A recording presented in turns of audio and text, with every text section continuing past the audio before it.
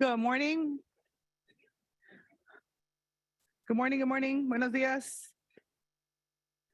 The March 24th Board of Directors meeting is called to order. First, I'd like to ask Carlos to explain how to access interpretation. Carlos? It's actually Ruth. Good morning. The following is an announcement to on-site participants requiring interpreting services. Buenos días. Si usted está presente en la sala de juntas de SANDAG y necesita interpretación al español, por favor diríjase a la recepción del piso 8 y solicite un receptor. Simplemente sostenga el auricular del receptor junto a su oído y la interpretación comenzará automáticamente. If you are joining us today in the SANDAG boardroom and need interpreting services, please check out a receiver from the receptionist on the 8th floor. Simply hold the receiver's earpiece to your ear and the interpreter will come on automatically.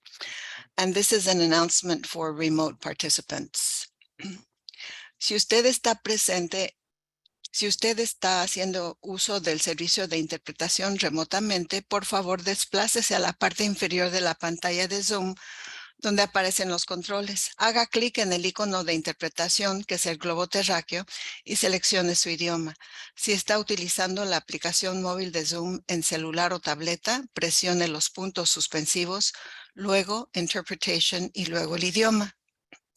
To use the interpreting feature, please scroll to the bottom of the Zoom screen where the meeting controls are located. Click on the interpretation icon, which is the world, and select your language. If you are joining using the Zoom mobile app on a cell phone or tablet, please press the ellipses, then interpretation, and then choose your language. Thank you. Thank you. We're going to go ahead and start. First, I'm going to ask Tessa to take the roll. Antes que nada, vamos a pasar lista, por favor. La podemos oír. Tiene que. Okay. All right. I'm going to go ahead and ask Tessa to take roll now, please. I would like to confirm that we have a quorum. City of Carlsbad, Councilmember Burkholder present. City of Chula Vista is absent. City of Coronado, Mayor Bailey. Present. County of San Diego, Chair Vargas. County of San Diego, Supervisor Anderson. Present. City of Del Mar, Councilmember Gasterland, here. City of El Cajon, Deputy Mayor Goebel. Present. City of Encinitas, Mayor Kranz. Here. City of Escondido, Mayor White. Present. City of Imperial Beach, Councilmember Fisher. Here. City of La Mesa, Councilmember Shu. Here. City of Lemon Grove, Mayor Vasquez. Here. City of National City, Councilmember Rodriguez. Present. City of Oceanside, Deputy Mayor Keim. City of Poway, Mayor Vaz. City of San Diego, second seat, Councilmember Campillo. All the above, I'm here. Sorry, I wasn't sure. You snuck in. City of San Diego, Vice Chair Elo Rivera. Present. City of San Marcos, Mayor Jones. Here. City of Santee, Mayor Minto. City of Solana Beach, Second Vice Chair Lisa Hebner. Here. City of Vista, Councilmember Melendez. Here. Caltrans, Executive Director Dayarda. Here. MTS, Councilmember Leyva Gonzalez. North County Transit District, Councilmember Edson. Present. Imperial County is absent. USDOD, Executive Director Keck. Port of San Diego CEO Stuyvesant. Here. San Diego County Water Authority, Mel Katz. Here. San Diego County Regional Airport Authority, James Sly. Here. And Mexico and the Southern California Tribal Chairmen's Association are both absent. We have one. Thank you. I'm going to go ahead and start this meeting with a tribal acknowledgement. I would like to take a moment to acknowledge the land that we call home. The tribal nations of the San Diego region has historically faced injustices. We acknowledge the harmony that existed between the land, nature, and its original peoples who have since endured displacement, persecution, and systemic oppression. We pay our respect to the unceded territory and homelands of the 18 tribal nations in our region, the most in any county in the U.S., from our cultural groups, the Kumeyaay Diegueño, the Luiseño, the Cupeño, and the Cahuilla. This land has nourished, healed, protected, and embraced them for many generations in a relationship of balance and harmony. As members of the SANDAG community, we acknowledge this legacy and we aspire to learn from Indigenous traditional knowledge and experiences in undoing the injustices of the past. Um, uh, we are going to go ahead and move forward. At the last executive meeting, we identified various actions to take. I want to make sure that I highlight for some folks actions to take for the Office of the Independent Performance Auditor and Audit Committee items. So you're going to see some of that. We'll be hearing 2 of those items today. And then at the next board meeting on April 14th, we'll be agendizing the extension of the terms for the 2 current public members to support the search of the independent auditor. I know that there's some concerns about that having been on this agenda. There was some confusion because it was mentioned that it doesn't have to get done until May 15. And so there was some confusion there, but I appreciate the Mayor San Marcos sharing with us that it should have been on here, but we are not allowed to put it on there today, but it's going to be okay. And we're going to go ahead and make sure that it doesn't create any barriers or challenges for the public members that want to participate in the process. And so thank you for that catch. Appreciate you. Next, since this is our first meeting since our board retreat. Are you all excited? Yeah. Okay.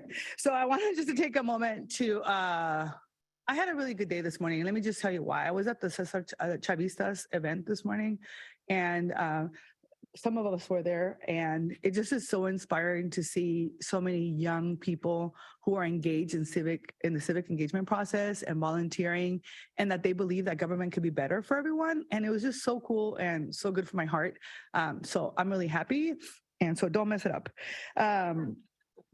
So I got to say. So anyway, I really want to just say thank you to everyone. I think for most of you, I left you a thank you note for attending the retreat and for your participation. I know some of you weren't able to make it either for health issues or other conflicts, but really appreciate that all of you were so present in that process and that you were so willing to have a really good conversation about some things that we know we're going to agree to disagree on some, et cetera. But I think there's been some good follow-up to some of the conversations, and I think some good opportunities for us to work together.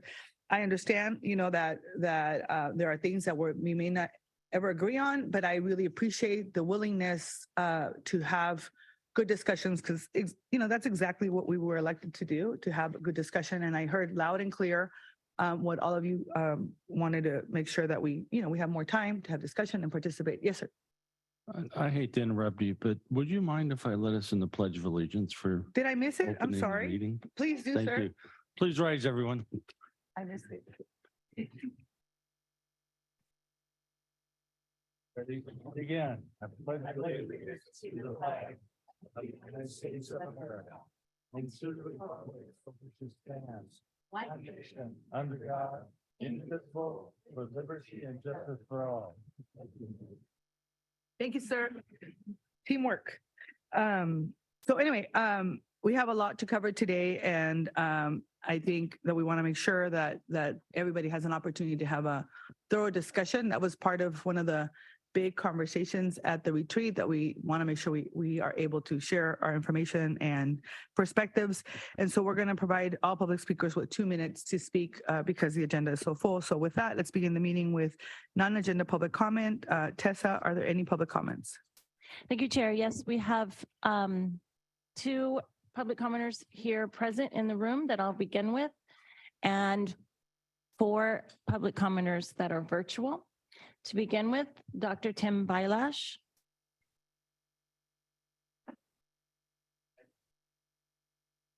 Good morning. I do have 2 slides online. I think I see it set up. And is it echoing? I'm sorry, Dr. Bailash. My production team needs a moment to get your, Could you?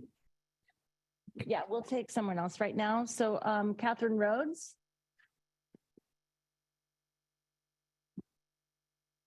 Hello, this is Catherine Rhodes. So in 2005, after 15 years of complaining to the San Diego County Board of Supervisors, they finally admitted that they could house severely mentally ill homeless using county funds within cities. Before, they said we're only responsible for the severely mentally ill in the unincorporated area. So 15 years. Finally, what was great is in 2020, Lamar Park in unincorporated San Diego County by Spring Valley was overrun, and the county started their homeless voucher program.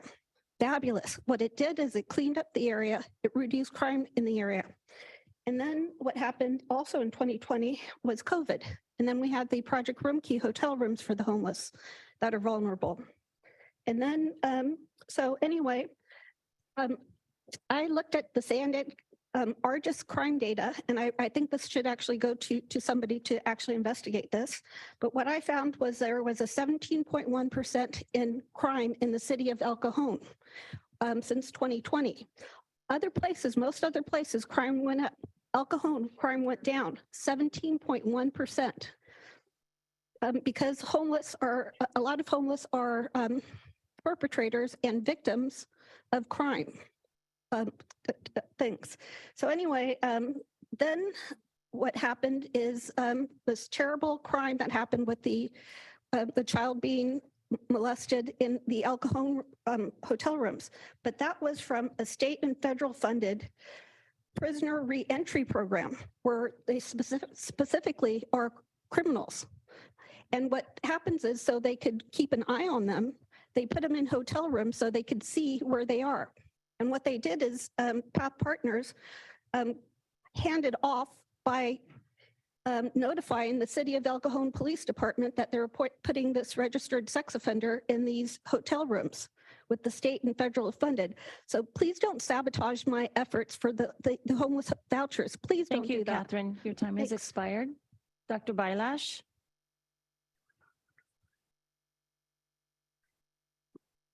Good morning, board. Is that slide coming up or not? I just have two slides.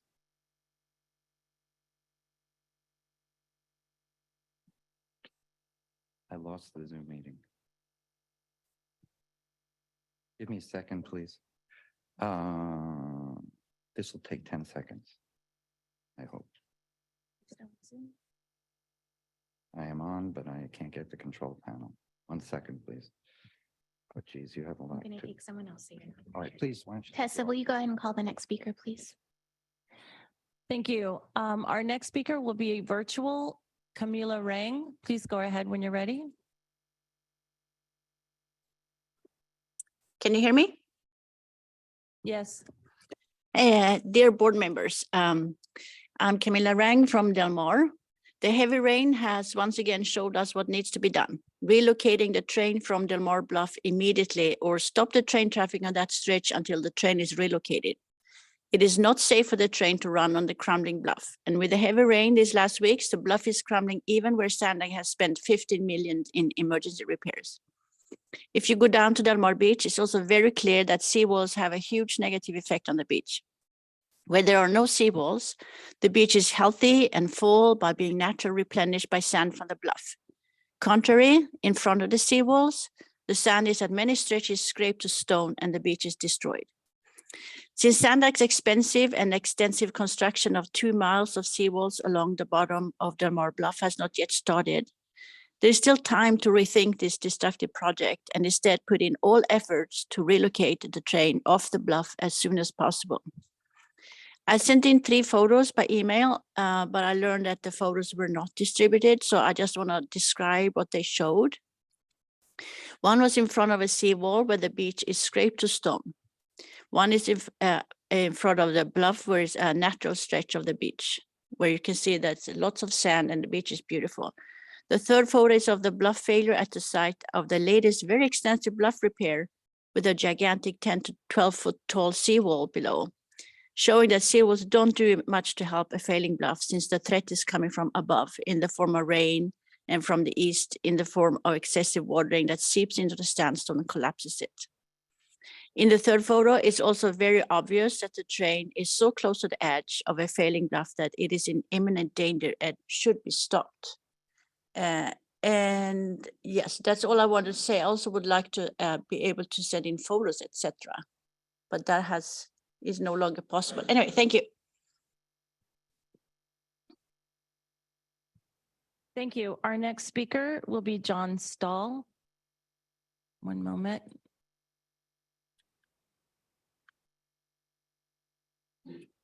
I'm having technical issues.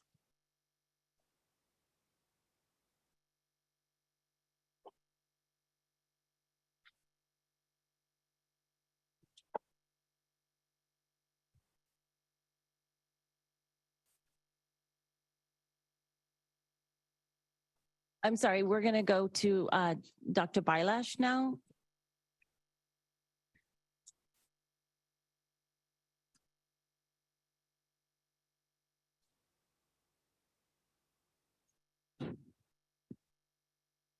Thank you, Board. It's an honor once again. I want to thank the board members. I know this board, from hearing them at the retreat last week, is dedicated not just to doing an adequate job, but to be doing an excellent job for everybody they represent and the entire community. So I thank you for being here. I want to share 2 slides from yesterday's social equity meeting. Anybody that hasn't seen it, I would recommend you spend the 2 hours and listen. I was flabbergasted. Just to list what Sandag has done, what they are doing, and what they will do, what they're planning, takes way over 2 hours. And I want to commend the staff yesterday that put that presentation together. It is exceptional. So thank you. So I have a slide here from, I believe it's Antoinette's presentation, but they were all great. And from my perspective, I think it's a great slide. This was talking about the regional planning for the future, and just lists a whole bunch of things that each one would take 2 hours to talk about. So I want to pull this up because I'd like you to put that up on your website for people to see this, because most people in San Diego don't know what you do. And so the people that here working hard at that and the staff, they don't know what they do. And so I want you to be rewarded for good work. And that's one thing. And then just to mention, let's see if I can get the next. Well, one other thing. We have too many screens here. I can't bring it up, but that's really what I wanted to say. Keep up the good work and the enthusiasm, and thank you. Thank you. Our final 2 speakers will be John Stahl, followed by Alan C. The other speakers with your hands raised, we limit our speakers at the beginning of the meeting to 5. You will be called at the end of the meeting. So please raise your hand at that time. Mr. Stahl, go ahead. Yes, good morning. This is John Stahl from Del Mar. You start off each of your meetings with the Pledge of Allegiance. I pledge allegiance to the flag of the United States of America and to the republic for which it stands. It doesn't say democracy because we live in a constitutional republic. My position is that your weighted vote is merely a majority veto vote and should be modified. If we lived in a democracy, Hillary Clinton would still be president. The founding fathers of our country spent a lot of time studying and crafting a government that would protect the minority from the overreaching government and totalitarian mandates. The Federalist Papers written by Alexander Hamilton, James Madison, and John Jay were focused on devising a government that did not allow the big states of Massachusetts, New York, and Virginia to call all the shots. Take a lesson from our founding fathers. The tally vote should be a Senate vote, and the weighted vote should be a House vote. If it can't pass through both filters, then it needs to go back to the table for more discussion, negotiation, and compromise. That will lead to policy and plans that have the buy-in from the entire San Diego region with all of its vibrant, diverse, and different communities. If you don't agree with me, then just make the representative from the city of San Diego the overlord for the entire county. America has survived for nearly 250 years because of this brilliant system designed by our founding fathers. Sandag will not survive as an entity if the weighted vote is viewed as a guaranteed veto if you don't go along with our desires. People throw around equity and inclusion as they are the feel-good buzzwords of the day.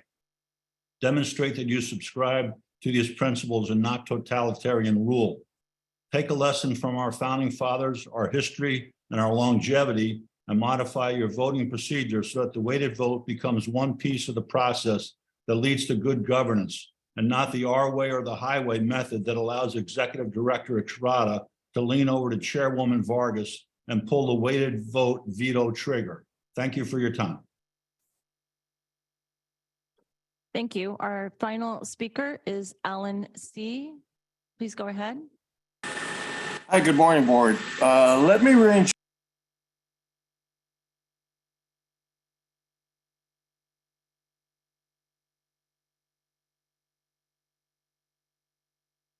It seems we've lost your audio. If you can get your technology fixed, we can call on you at the end of the meeting. Thank you. That concludes the public commenters. Thank you. Next is our CEO report. Thank you, Chairwoman. Good morning to all of you. Good to see you. I'm going to make my report brief today because we have a lot of items on the agenda. Last Friday, I attended on behalf of SANDAG a meeting at the University of Southern California, spoke at lunch for the Midtrans Center on behalf of SANDAG. Thanked the outgoing director, Professor Jim Giuliano, and welcomed the new director, Marlon Burnett. Together with the Director of Innovative Finance, Dan Vatis of SANDAG, we attended yesterday the California Transportation Commission meeting in Los Angeles, Union Station. As you know, the California Transportation Commission is the one that allocates money, including money to SANDAG. In fact, they are reallocating more than $37 million for the next phase of the Del Mar Bluff. Continue to make progress in Otay Mesa 2. Assembly Bill 427, which clarified the delivery method for the project, has passed through the Transportation Committee and going to the full floor for a vote. This bill is important to deliver this project, this amazing project, to San Diego. You will be hearing today in the budget the work that we're doing on the transit connection to the airport, the blue line, the purple line, the youth opportunity pass. All of these are important project in moving the vision of the 2021 Regional Transportation Plan forward.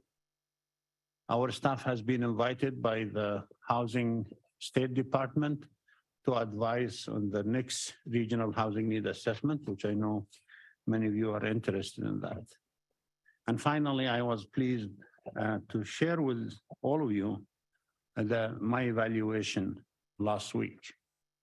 I'm proud of the agency's accomplishment over the last 18 months. And if what you read tells something about the 425 people that work here, that do amazing work day in and day out, that do it on behalf of San Diego. And you and I are lucky to have such dedicated group of people. Chair, that concludes my report. Thank you. Do we have any public comments? Thank you. We have one public commenter in person, followed by one virtual commenter. Catherine Rhodes, please go ahead.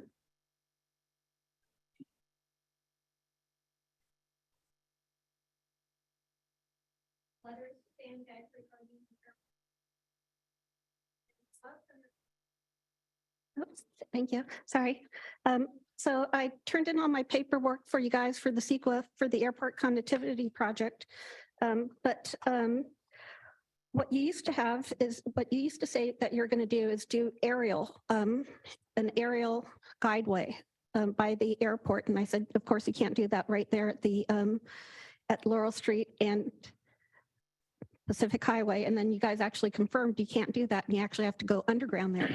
But I want to know is, are you going to be analyzing my La Playa plan in the upcoming CEQA EIR, which I asked you to do as an alternative? And so, you know, my La Playa plan is so great. What it does is it creates an underground corridor. Instead of having everything aerial, it's just underground. That's it. But what it does is it future-proofs against sea level rise. Future-proofs against sea level rise in areas of liquefaction.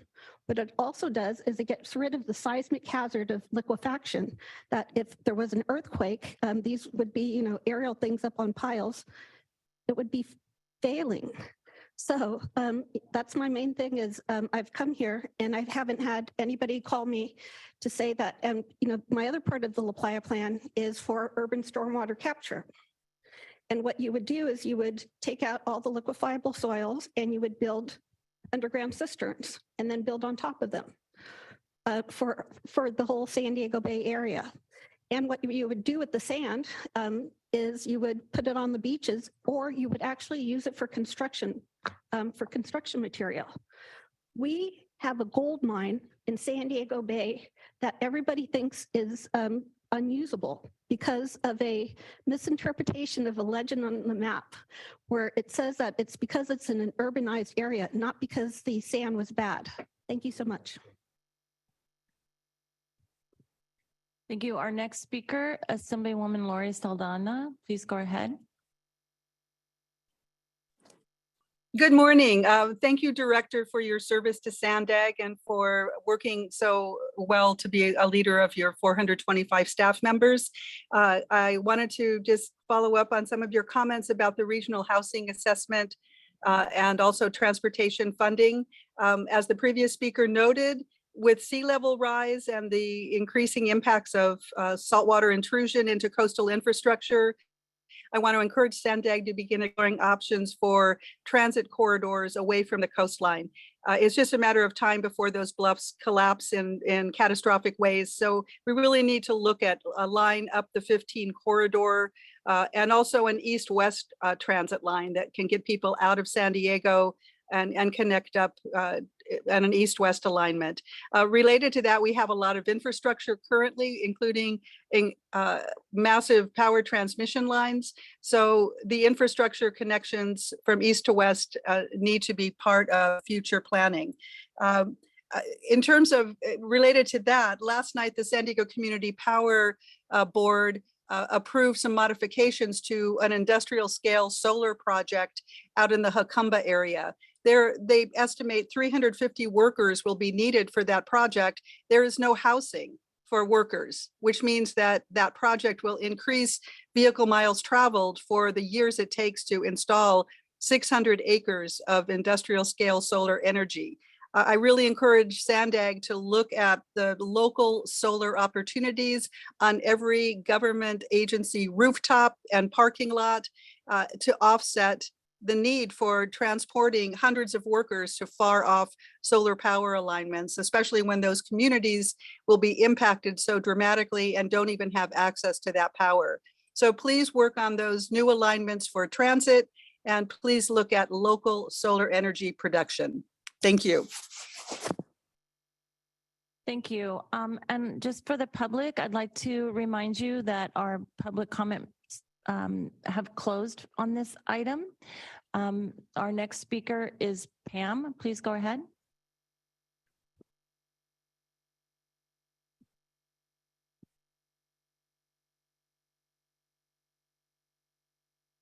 Pam, it looks like you are self-muted. There we go.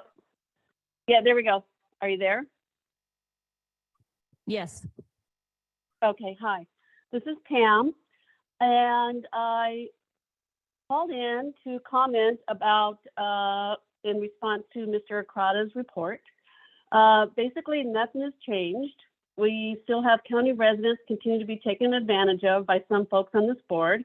There's a lot of planning, a lot of presenting, a lot of talking about what they're going to do, but there's a lot of promise work that has not been done, although it has been paid for. And CEO Hassan, you seem to be enjoying a lifestyle brought to you by the taxpayers of this county. You have a lot of nerve accusing county residents on local TV news of hating the environment because they won't take mass transit. Don't you drive an SUV? And by chance, do you plan to ride a bike in May for Bike Month? Reports indicate $2.5 million in credit card charges to include airfare. Thought you actively fight climate change, and $250K expenditures at bookstores. Say, board members, who approves this? Should taxpayers be concerned if other members are enjoying the fruits of the labor of taxpayers? CEO Hassan, you are not the best person for this position, as the best interest of county residents is obviously not your concern. Time for you to go. Chair Vargas, it's probably not a good idea or a good look for you to align yourself with him anymore.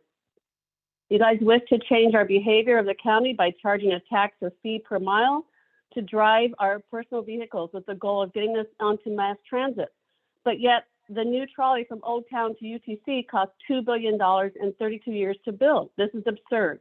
When can county residents expect more ease to their travel? You talk about the blue line, the purple line, a lot of talking, a lot of planning. Oh, the little, Viejas trip to talk about more stuff. There's not enough action for the money that's being paid into this board.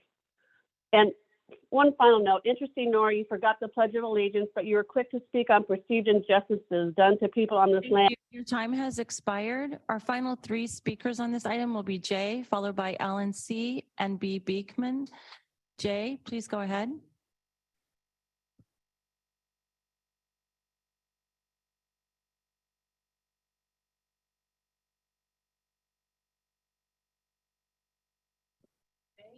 You're self-muted. Jay, you're self-muted.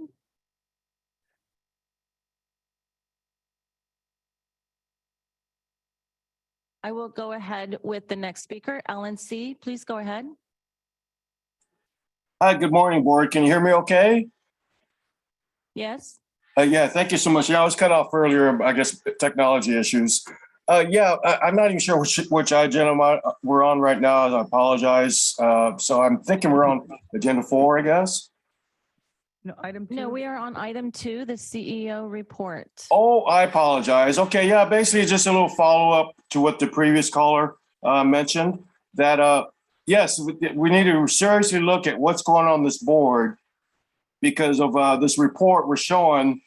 And all the board members, Sandag clerk, you have the copy of my email last Monday. I don't know if you forwarded all the board members. I do know all the mayors have it, but please refer to my email from last Monday. PDFs were going behind doors, talking to CARB. Chair Vargas, you actually represent local pollution board and you are direct advisor to CARB. You can stop the mileage tax. You can stop it right now. So please do so because you already know you've got multiple PDFs in that email that the states of even a lot of the mayors saying you're going against the vote of the board. When you do the spending plan, when you come out with it, that mileage tax needs to be removed immediately because you know the will of voters do not want it. Okay, and again, I apologize going a little off kilter here because I wasn't sure what you did. I yield back. Thank you so much, board.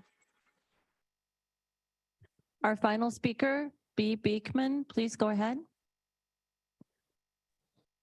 Hi, Blair Beekman here. I hope it can be appropriate as there were 2 previous public commenters on this item that spoke on sea level rise issues and erosion issues along the coast.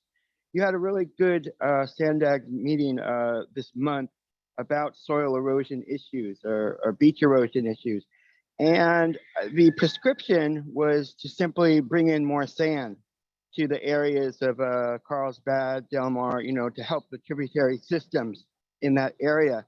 And I felt it was a bit over prescriptive. It was a bit overreaching to simply say, let's dump in more sand to solve the problem.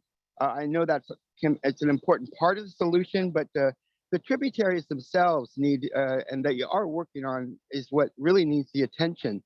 In Kaanapali, Hawaii, it's a major resort area in Maui, East Maui. They're having really bad erosion issues. And, a major tourist area is losing really seriously their beaches. And yet they were considering how to solve the problem by simply dumping in a ton of more sand, but it was really ruining the coral reef areas of the volcanic rock reef areas, down beach, further down the coast. So, it's not always, I know you have good balance and ways to work, but simply dumping in more sand into an area is not, there needs to be a bit more sensitive language, how to talk about this in the future of Sandag meetings. I hope this is good advice. Just my guesswork in my first times in this sort of meeting, I thought this would be the time to mention it. Thanks for your patience. Thank you. That concludes the public comments. Thank you. Do we have any member comments? Oh. Who's it? San Diego. Yeah. I can't see the. Oh, someone, go ahead. Thank you, Chair. I just wanted to mention, and I had asked for this previously, and this might not be the right time to bring it up, but I think it would be helpful if we had the minutes when we're talking about all of the policy advisory committee actions. If we had all of the actual minutes included in the agenda, that would be helpful. Thank you. Any other member comments? Yes, sir. Sorry, I didn't get the, oh. Just a quick comment. This is at the heels of our retreat. It's been said that it's important for you to be able to occasionally walk in someone else's shoes, to be able to form teams and work together. I couldn't fit into, I don't think I could fit into Representative Jones' shoes. So instead, I chose a hat from my other colleague across the way. And I think it's important for us to keep that in mind, that as we speak and form proposals, that we think of what others are going through and who they represent as we make progress. Thank you. Thank you. No other member comments? All right, with that, we're going to move on to the consent agenda. Tessa, are there any public comments on the consent agenda? I have two virtual public commenters, and please note for the public commenters that when an item is finished being presented by the chair, that we close for virtual comments. Alan C., please go ahead. Yes, ma'am. Thank you. I'm not sure how we tackle this because it's basically a couple of different items on the consent. I guess I'll call them off as I go down. Consent item number 4, contract award. No, you need to go open bidding, allow everybody to participate, because when you get your house painted, you don't pay the most highest price. You have open bidding. Okay, jump down to bike to work. Bike month, bike anywhere day. Of course, we're going to set up all the tables again, refreshments for all the bikers, bicyclists who haven't paid a dime for all the bike lanes. So look at the hypocrisy as you drive these trucks, these delivery trucks, tables, refreshments, chairs, signs, all of them trucks and delivery vehicles need roads. Electric cars need roads. So as you keep chopping away roads, ask yourselves, how many today on this board drove into work or took the bus and take the bus every day? So stop the hypocrisy. As the electric car takes over, we need roads. We were promised that through Transnet years and years ago, since 1987 to 2040, roads and not more empty buses. I yield back. Thank you, board.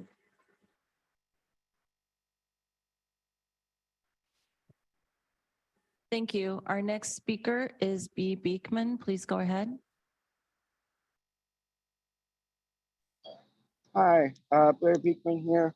There are 3 items that I think are on your consent calendar that I wanted to talk about. Quarterly financial updates on the financial markets, regional active transportation program funding, and your auditors reporting for performance recommendations. I guess about the auditor things first, a really good luck to yourselves that we're going through difficult times as an auditing department. And you guys had an important executive meeting last month that, really good luck how, as the process is continuing to figure out auditing things, knowledge issues, that, I got a garbage truck going by me, sorry, that we are working on just an openness and a clarity. And if people during the public meeting process have questions about the auditing process, they shouldn't feel afraid to ask those questions openly in public. I just to say that I hope can be of help. About the financial ideas, financial reporting, I'm really hoping, it's kind of my mantra to offer that it's my hope that in, let me see here, how much time do I have? That by the end of this year, that we can mitigate the concepts of recession and work towards a positiveness in how to leave the era of COVID, because I think we have really good plans scheduled as a community process for 2024 and 25. I think we should do that positively and not negatively, and not with disaster capitalism concept, but with concepts of just positivity and creativeness and hope that we could really build really good things in 24 and 25. Let's build our economy that way as well. And to conclude, boy, I don't have enough time. I hope that we can work on ride sharing things instead of just subway things. Thanks. Thank you. Your time has expired. Our final speaker on this item is Assemblywoman Lori Saldana. Please go ahead. Thank you. This is regarding item 7, Bike Month 2023 and Bike Anywhere Day. In addition to supporting biking as a means of transportation to and from work for employees. I wanted to ask that your staff look into the bike bus model that is being adopted in other cities. And it basically allows students to ride as a group to school in the morning and with parental or adult supervision. And the bike bus model has proven safer because there are more students riding together. They give advance notice to the neighborhoods, so they know there will be dozens of students at a certain time riding to school, picking up other students along the way. And for many parents, this is more assuring for the safety of their child as opposed to riding alone or with one or two other bicyclists to classes. And we've unfortunately seen more incidents of children being hit by cars using bikes, including e-bikes. So I wanted to ask that you expand in future years the idea of bike to work to be bike to school. And what other communities have found is when adults supervise large groups of students one day a week, then they start partnering, the students partner with their friends that they meet and the bike bus and will form small groups independently to ride, which is again safer than riding individually. So Ed Clancy has begun working with the County of San Diego on some innovative bicycling projects to award e-bikes to people who qualify after they receive one for free initially and complete a certain number of miles using that e-bike.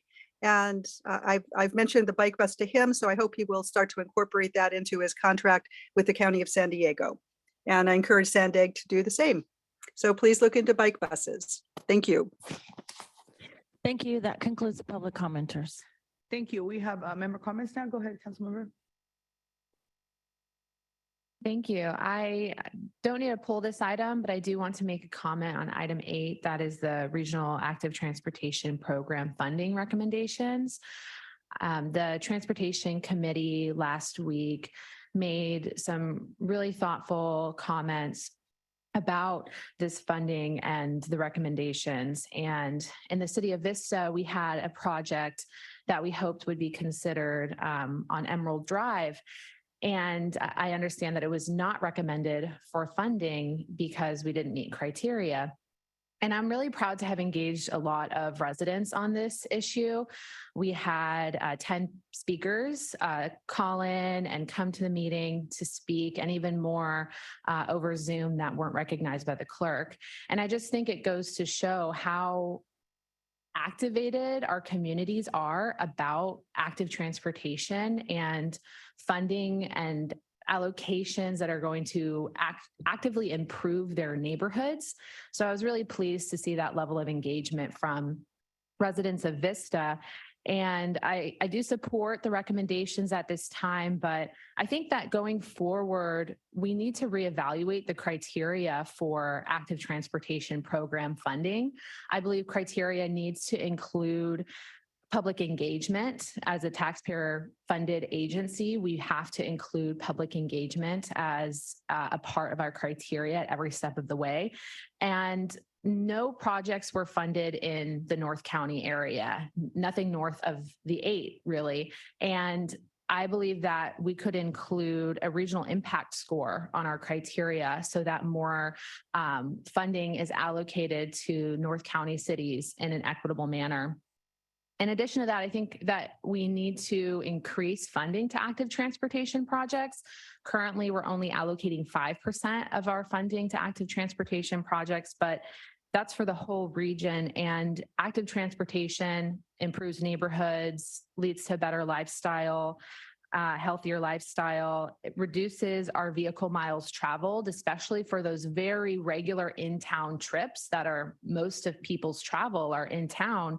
And it connects people to larger transportation infrastructure such as bus lines and rail. So I really believe in future discussions about regional active transportation program funding, we need to look at the criteria and how it impacts the region. We need to engage the public because they want funding that's going to improve their neighborhoods. And we need to allocate more dollars to active transportation projects. So I'm happy to make a motion to accept the consent calendar, but I do want to make it clear that the residents of Vista really wish that we could get funding for Emerald, and one way or another, we're going to get that active transportation corridor up and running. Thanks. Thank you. We have a motion. Mayor. Sorry, I just wanted to echo the sentiments of North County and getting funding for these active transportation programs. A lot of our residents in North County and we're pretty hilly, just like Vista. I mean, we have a lot of a very different terrain. Thank you. Terrain up in North County. So just being able to look at other than just the actual rail trail, which is very important to North County, but other programs that will help us connect our residents would be very helpful. So I just want to echo those sentiments, and I'll second that. If there are no other member comments, go ahead. I was going to request to pull item 4. Would you like a? Okay, yeah, explanation? just a reminder, use a little. Oh, yes, ma'am. All right, we're going to go ahead and pull item number 4.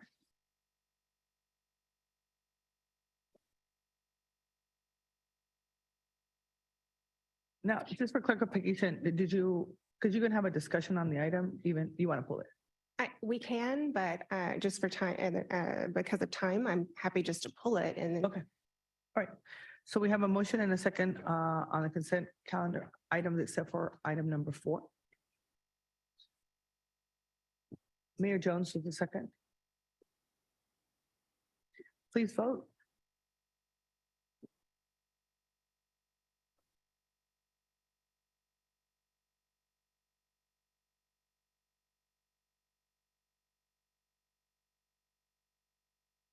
That motion passes unanimously. All right, thank you. All right, so we're going to go ahead and do item number 4, approval of proposed contract award. The Board of Directors has to review and approve the proposed contract award. Go ahead. Sorry. Yeah, I'm not sure why we would go down a path for the next OS if we are actually experiencing the regional transportation plan revision right now. I'm just not clear that spending $22 million on a plan that's not approved makes sense. So that's why I thought it would be prudent to pull the item. And I think if the road charge is removed, it changes the needs of our technology. So thank you for the question, council members. So this procurement is actually to provide IT services for things that are in place today. So we're making improvements right now on the I-15 managed lanes, for example. We also are working on all kinds of technology improvements at the border that will help support the third border crossing. There's work we're doing with electric vehicles and electric vehicle charging systems. So those are just a few of the kinds of consultant assistance we're looking at procuring through this effort. We've had an IT on call that it was expiring, and we came to the board last April and said, we'd like to go out with a new procurement. We advertised to about 840 firms. We got multiple applications that came in, about 20. And so the action that's before you today is to allow us to create a bench of 10 consultants that will be available to help us deploy technology. There's other things even on the bus on shoulder, the bus that runs on the shoulder going from Chula Vista into downtown. There's technology utilized there, but we need the consultant services to continue to help us facilitate that. So that's what this is about. Happy to answer any other questions. Antoinette heads up all the work that we're doing in this area. And then Brittany also is the lead staff who's helped do the procurement process. Happy to answer any of Thank your you for that. questions. I think it was confusing because it says the proposed contracts allow for a 5-year term as projects are identified. And what I just heard you say, and correct me if I'm wrong, is that this is an ongoing thing we're utilizing right now. So I think the verbiage there was a little bit confusing for me, probably because I'm new. So thank you for that clarification. All right, would you like to make a motion? So I move to approve consent item 4. All right, I'll second. it was a motion and a second. Please vote. And thank you for asking for the clarification. It's extremely important.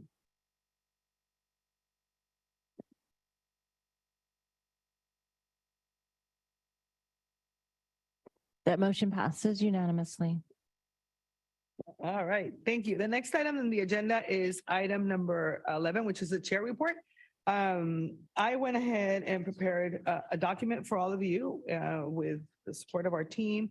It's on page 122. So when you have a moment and you really want to see all the great things that we've been doing, I really encourage you to take a look at it and read it. It's a synopsis, not only of the board retreat, but some of the things that we all agreed on. It was almost about 40 members of our SANAG Board and Policy Advisory Committees that participated in the retreat.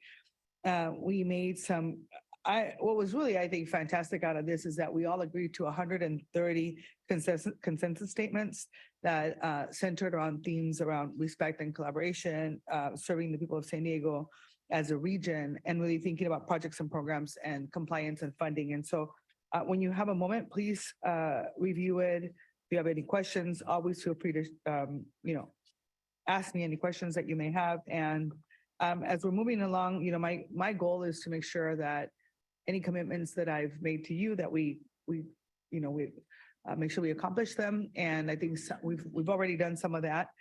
The other thing I wanted to make sure that I shared with all of you as I've been, one of the things that I've been doing is I've been spending a lot of time with staff, with the team here at SANDAG. And I just wanted to say that, I come from the world of process and accountability and making sure that transparency is really key into what the work that we're doing. And so I've asked the team to really think about how we can continue to improve some of the processes so that any recommendations, for instance, from the independent auditor or these are some of the examples, right? Independent auditor, some of the policies and procedures around purchase cards, hospitality and travel, the new enterprise resources system that was created, all of these different programs and projects that are happening. I think a lot of this is based on the recommendations, not only from the board and from the auditors. Recommendations have been made and changes have been made, but I'm not sure that all of you have had a chance or have been privy to what's actually happening. And so we're creating a memo that you all are going to be receiving so that what we're doing on all of these items so that you are updated. And then if you have any questions, you are able to ask those questions. And I want to make sure that we do that in open session so that you are able to ask any questions that you may have. The other part is that we also talked about making sure that we're creating training programs around contracts and procurements and formal management training for procedures and record keeping as well as IT related equipment. For me, it's extremely important that, when any one of us are gone and new people come in, that people could just ask for this information. It's readily available and that we know what changes have been made and where we continue to improve. An agency of this size, $1 billion agency needs to make sure that we have accountability and that we're able to share that with the public as well. So I'm really committed to making sure that that happens and that is forthcoming. If there's anything in particular that you want to see, that you have a question, right? So what happened to this? So that we talked about it 2 years ago. We don't know what the status is. I'm happy to look back into it because what I'm doing is really taking a deep dive to make sure that all of these processes are taking place in partnership with Hassan as well. So that's my chair report, and you will be receiving a chair report at every board meeting. Once a month, I'm sorry. With that, are there any comments on this item, Tessa? Thank you. Just a reminder to the public that the public comment period has closed on this item. I have one in-person public commenter, Dr. Bailash, followed by 4 virtual commenters.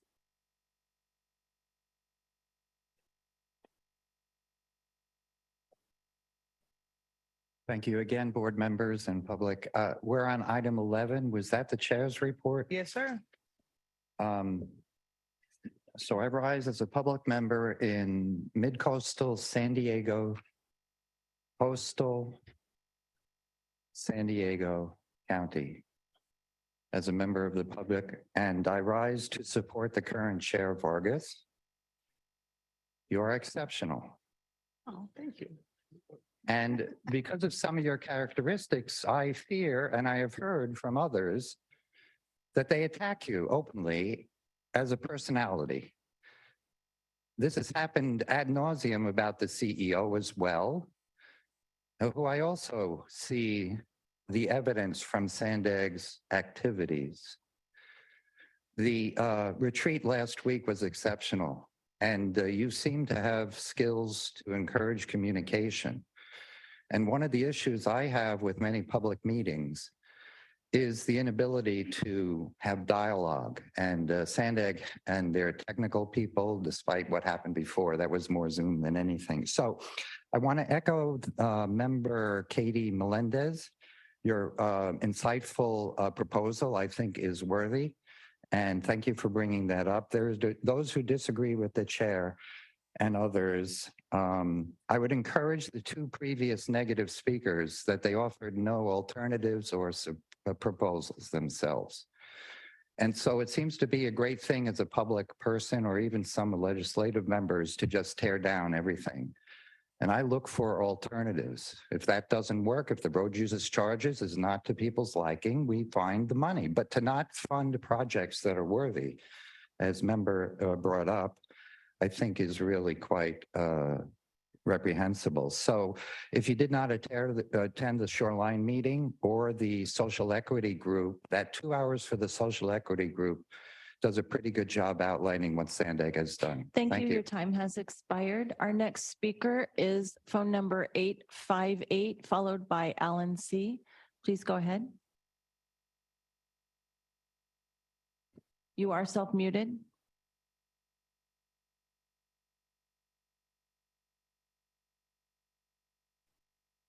I'll go ahead and go with the next speaker, Alan C. Please go ahead. I thank you, Court Clerk. Can you hear me okay? Yes, we can.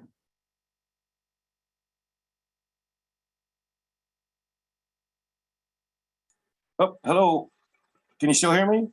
Please go ahead. Yeah, I'm sorry, because the pop-up. Yeah, concerning closed session 15, when should we click our hand to raise hand to speak before you go to closed session? I apologize for speaking on this agenda. I'm trying to speak on agenda item 15.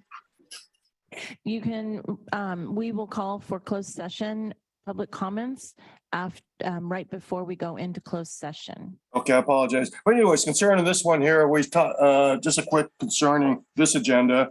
It was mentioned about open, allow the public to see everything. How about putting all the letters that Director Hassan sent to CARB, the correspondence back and forth? I had to dig and search and find them letters. That should be public record. Again, look at my emails from last Monday. All you mayors have it. Send clerk, please forward that to the rest of the council members who are not voted by the entire population, which kind of wipes out the whole point of the way to vote. Mayors take charge, take this to court. The way to vote, which only applied to San Diego County, is to me against the law because council members who did show, of course, my council member Chula Vista is not there today. They were not voted by the entire population of their cities. So the way to vote reasoning saying based on population, that is right now against the law. Take them to court, mayors, because this is illegal. Thank you so much. And just for the record, Councilmember Cardenas has been here for a while now. I will try speaker, virtual speaker, phone number 858 again. Please go ahead.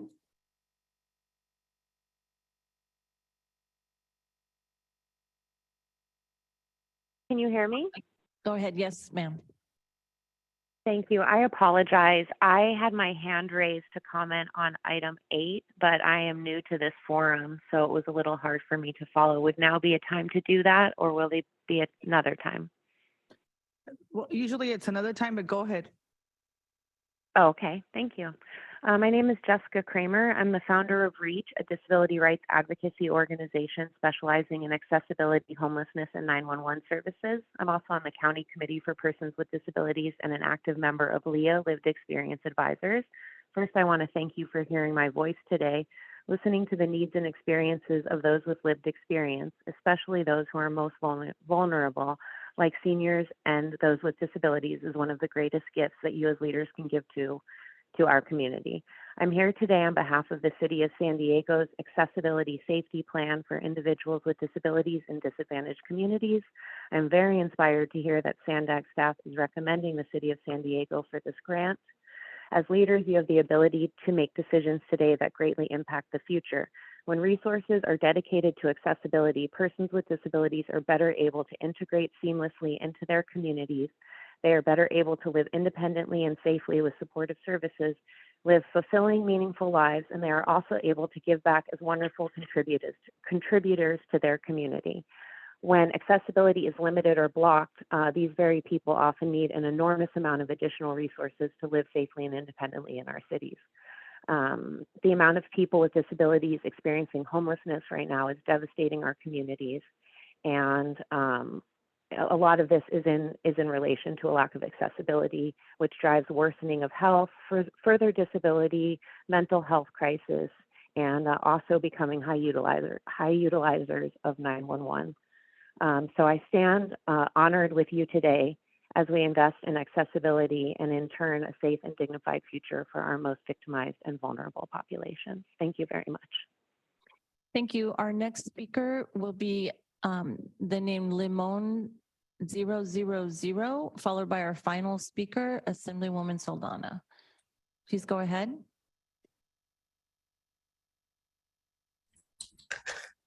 Hi, good morning. My name is actually Evelia Castellanos, and I am honored today to speak to the board and also to welcome Chair Vargas. I am very happy to know that she is a member that believes in accountability and transparency. I am also very happy to know that she has recommended everyone in the board to read a memo that will be sent to everyone and update everyone based on having procedures and record keeping for anybody that works at SANDAG, because it's vitally important that that is established for anybody that works at SANDAG. It's vital. I, being employed at SANDAG, believe that that is something that should have been created for anybody employed. Thank you for your time, and I look forward to meeting with Chair Vargas and welcome her and everybody serving on our SANDAG board. Thank you.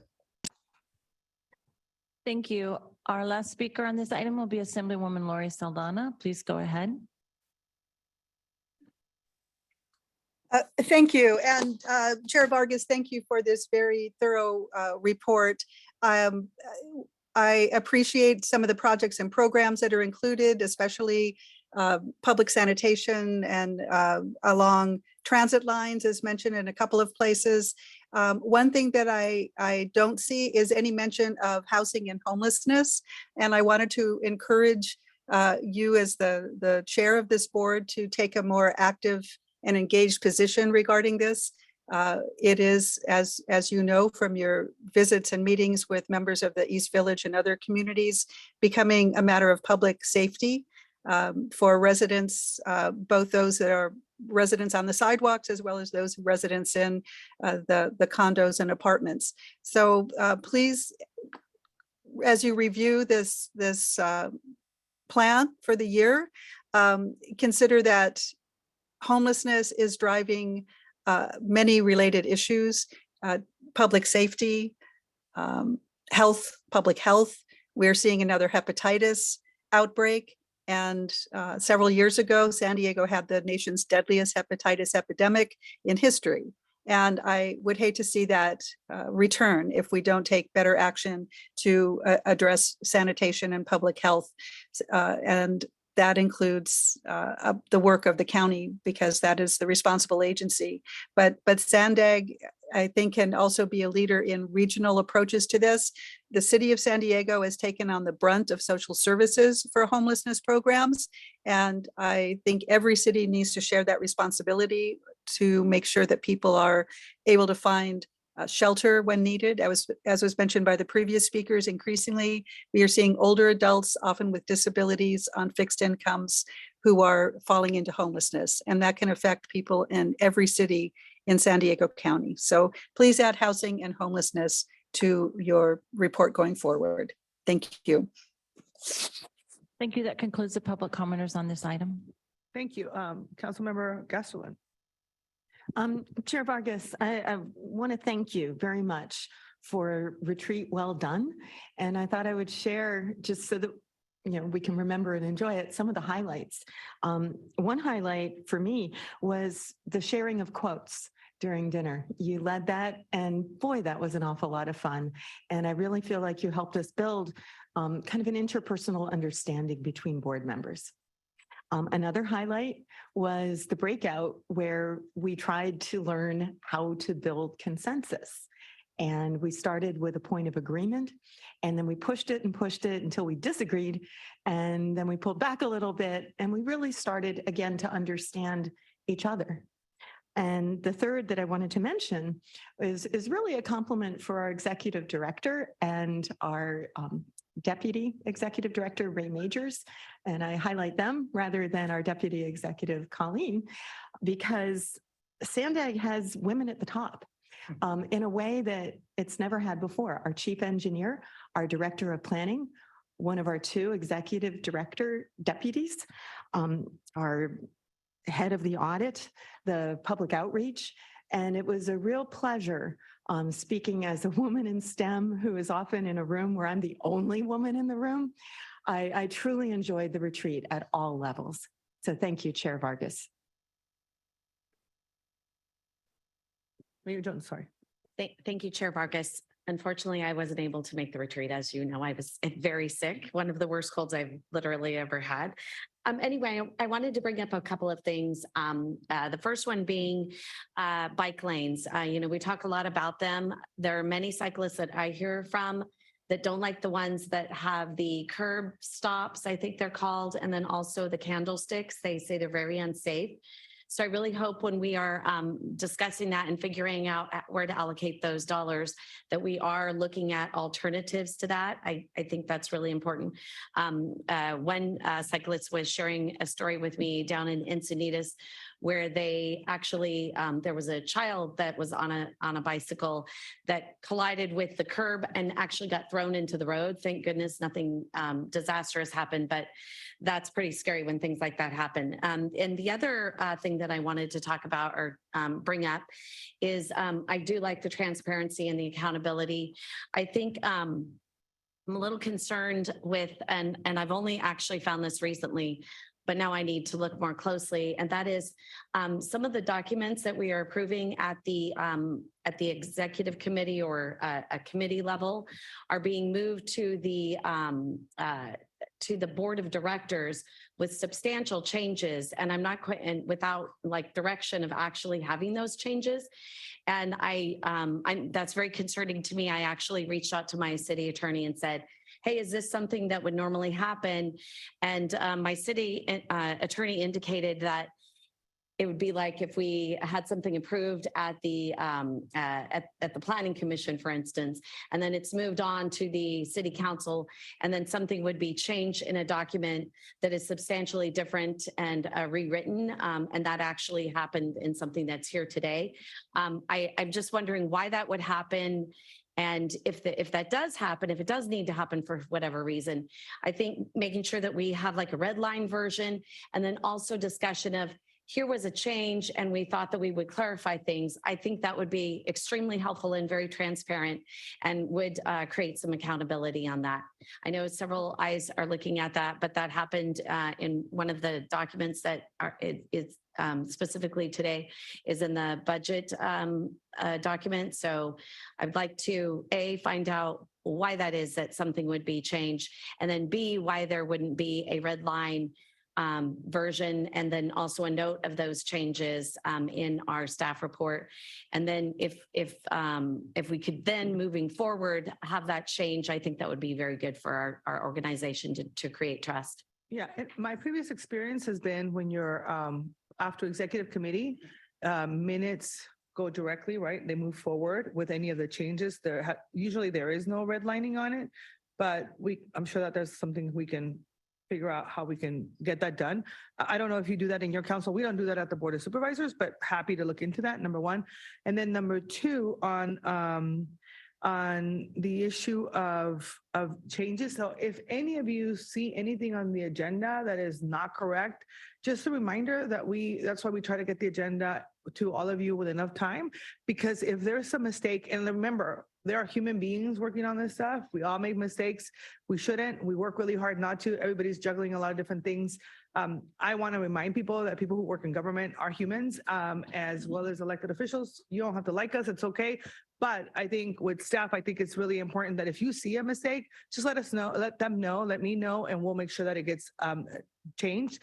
But it has to be within the 72-hour guidelines. Otherwise, we can't immediately change it.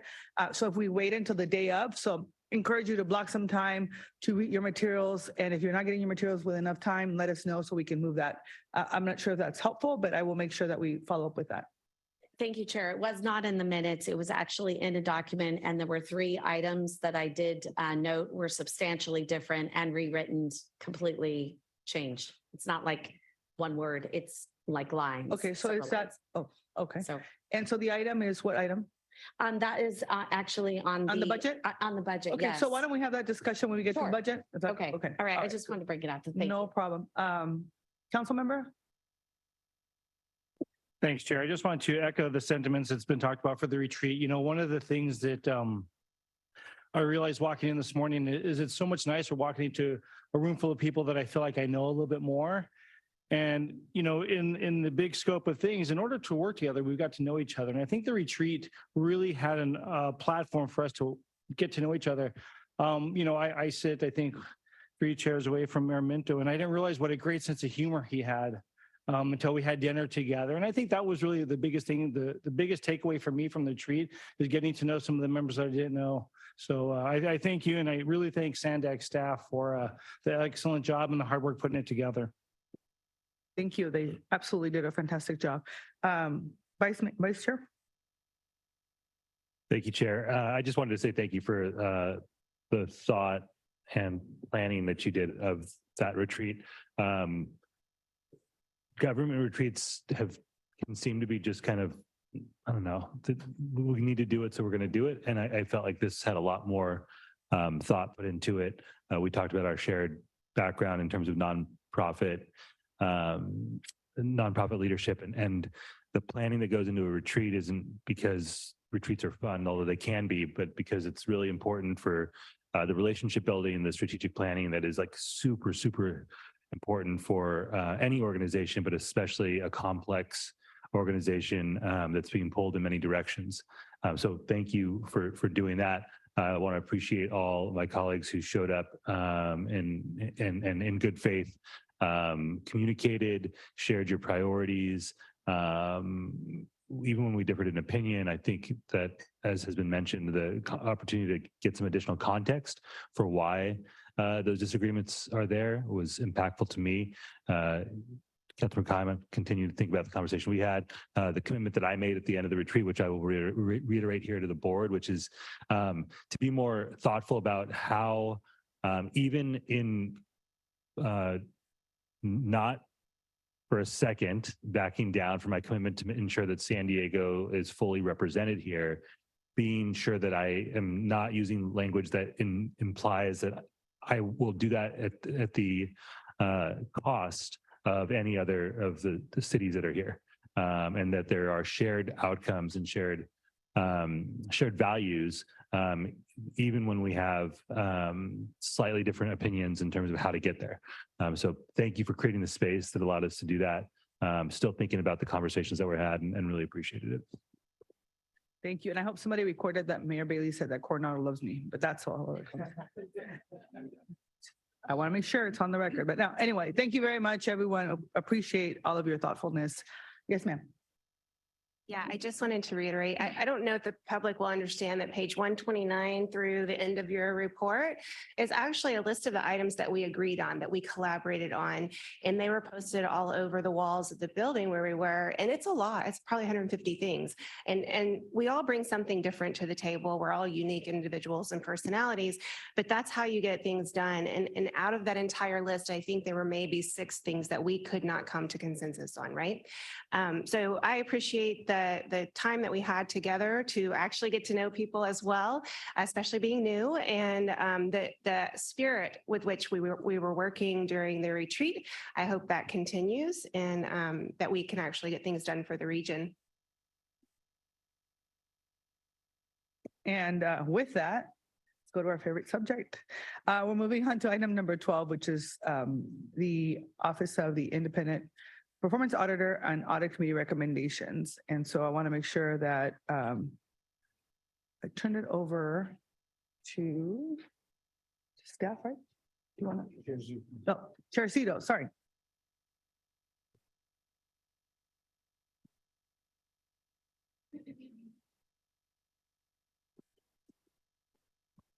Well, I'll keep this relatively brief. Wasn't necessarily expecting to present today, but I believe the primary topic here is the process and kicking off the process with respect to replacement of the independent performance auditor since Mary Kay announced her retirement. I will note, I don't know if it's been shared broadly yet, that we have a little bit more room, which is helpful because Mary Kay, for personal reasons, has decided to delay her retirement till October 31st. So we aren't nearly as time pressured as we had originally thought we would be. So that's a good thing.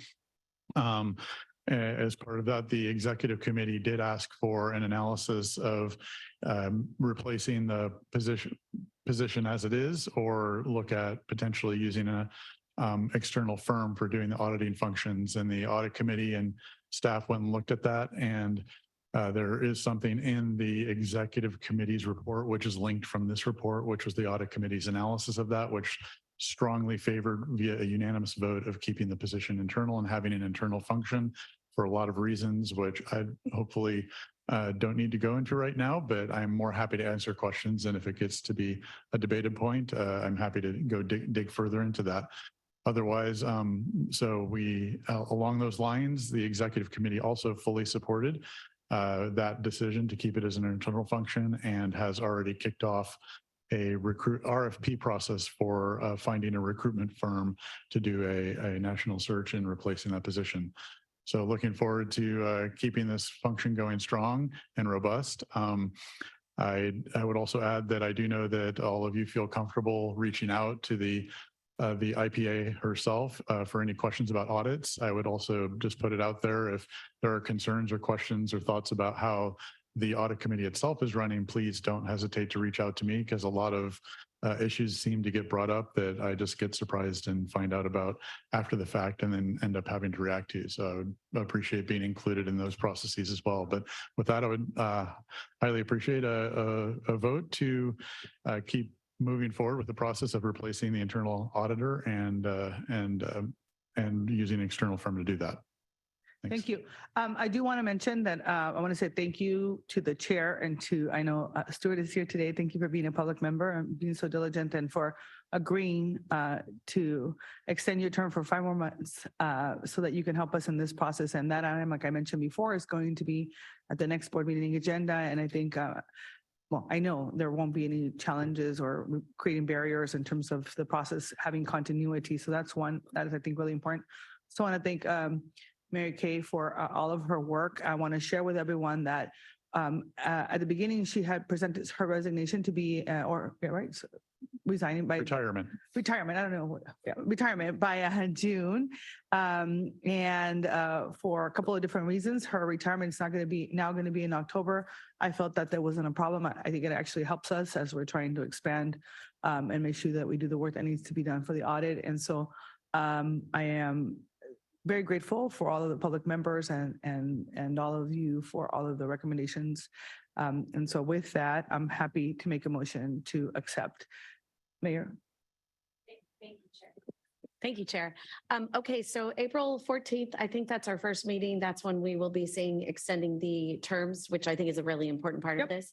All right, with that, then I'd be happy to second that motion. Okay. Any public comment? Hold on. Thank you, Chair. We have 5 in-person public commenters and 2 virtual. Our first speaker, Catherine Rhodes. Come up to the podium.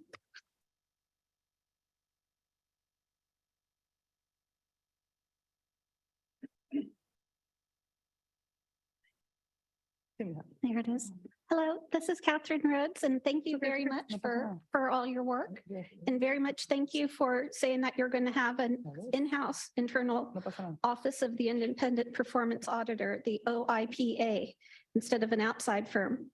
So I just wanted to tell you, starting probably around 2015, I used to come to Sandag and everybody would ignore me. They would give me false information all the time especially about my my ongoing seismic concerns, which is now going to at one point be an audit, which is great. And so anyway, I would always go to the Department of Transportation Office of Inspector General and tell them how Sandag is violating the laws regarding seismic safety, regarding the grandfathered airport revenue. They pretend that, you guys pretend that it's not yours when it is, and it could be used for transportation. And so they told me at that time, they did an audit for the grandfathered airports, but then they took San Diego out of the audit, San Diego and New York out of the audit. So people would think that San Diego and New York were not part of that. And that direction came from San Diego County Regional Airport Authority and the FAA Airport District Officer in Los Angeles, who's given you false information. So anyway, after going through this and complaining to them so many times about all my issues, they finally told me that they're going to recommend, so I don't have to bother them anymore, a in-house internal office for an independent for an independent performance auditor. So thank you for saying that it's going to be in-house, because if you didn't, I would actually go back to the Department of Transportation Office of Inspector General and say, hey, do something about this or investigate this. Thank you so much. Thank you. Our next speaker is Doug DePete, followed by Crystal Carranza. Good morning. I'm Doug DePete, your Principal Management Internal Auditor. I've been with the Office of the Independent Performance Auditor for 6 months. I've been a Sandag employee since 2012. In that time, I've been in 5 different departments. This is the hardest working and most cohesive team that I've been on. They care about the quality and accuracy of their work product, and they care about Sandag. They support each other, and they want to make Sandag better. Senior management and executive leadership work with this team and their recommendations so they can make Sandag better.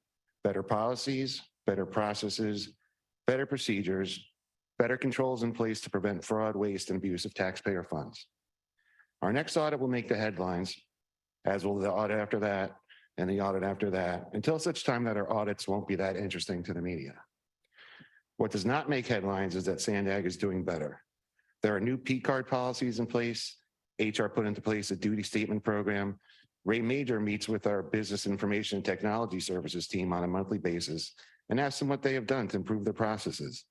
It's not the status quo anymore. Thank you. Thank you. Our next speaker is Crystal Carranza, who will be followed by Michael Ryan. Hi, my name is Crystal Carranza. I am an associate auditor in the IPA's office. I've been at Sandag almost 2 years. My first year was in the contracts department. Before that, I was at the Port of San Diego for 6 years. I can tell you that from both perspectives, the management side and the audit side, that there is an urgent need for an independent auditor. Our small department has been able to identify extensive areas of improvement only because of the knowledge we have of the agency and the systems used, the knowledge of which processes exist and which don't, as well as the roles and responsibilities of the agency.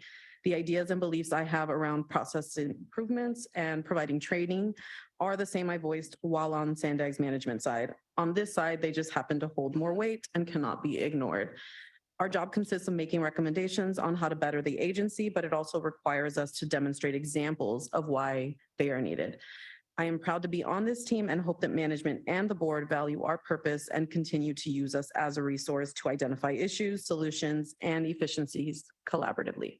Thank you. Our next speaker is Mike Ryan, followed by Dr. Bylash. Good morning. I'm Michael Ryan. I'm also an associate auditor in the IPA's office. I'd like to thank the members of the executive committee who voted to approve the motion to hire a replacement independent performance auditor once Mary Kay retires. I'm a resident of San Diego County like all of you, and as a private citizen, I am generally very supportive of the initiatives of this agency, and I want to see them fulfilled. However, for those initiatives to be fulfilled, resources have to be used as efficiently as possible, and that's where the OIPA, our office, comes in. We do not attack Sandag. In fact, it deeply bothers us when our work is used to attack the agency. We know it comes with the territory, but it is why our reports are strictly fact-based, backed by supporting evidence. Our work is meant to help improve Sandag, protect Sandag, and help make this agency as efficient as possible. But our work requires us to be truly independent, and that starts at the top. In order to have a properly functioning OAPA, we need a truly independent IPA. Mary being truly independent is what has allowed us to find what we have found and recommend what we have recommended. And for that to continue after she retires, her replacement also needs to be just as independent as she was, as AB 805 requires. I encourage the board to follow the audit committee's and executive committee's direction. Thank you. Thank you. Our next speaker is Dr. Bylash, who will be followed by the final two speakers, Alan C. and I'm sorry. Thank Dr. you, Bylash, Board. did you have- did I'm you have- Dr. Timothy Bylash. I'm a physician and scientist, and unfortunately, that doesn't prepare me well for talking to large groups. So I will reiterate again previous comments I made. I appreciate your expertise you bring to this board. And these comments I hope you'll take. Thank you, Catherine Rhodes. Your expert comments I find insightful. Hope the board members will continue to pay heed to some of them. And I might mention another from Oceanside, Mike Bullock, who routinely comes to our meetings.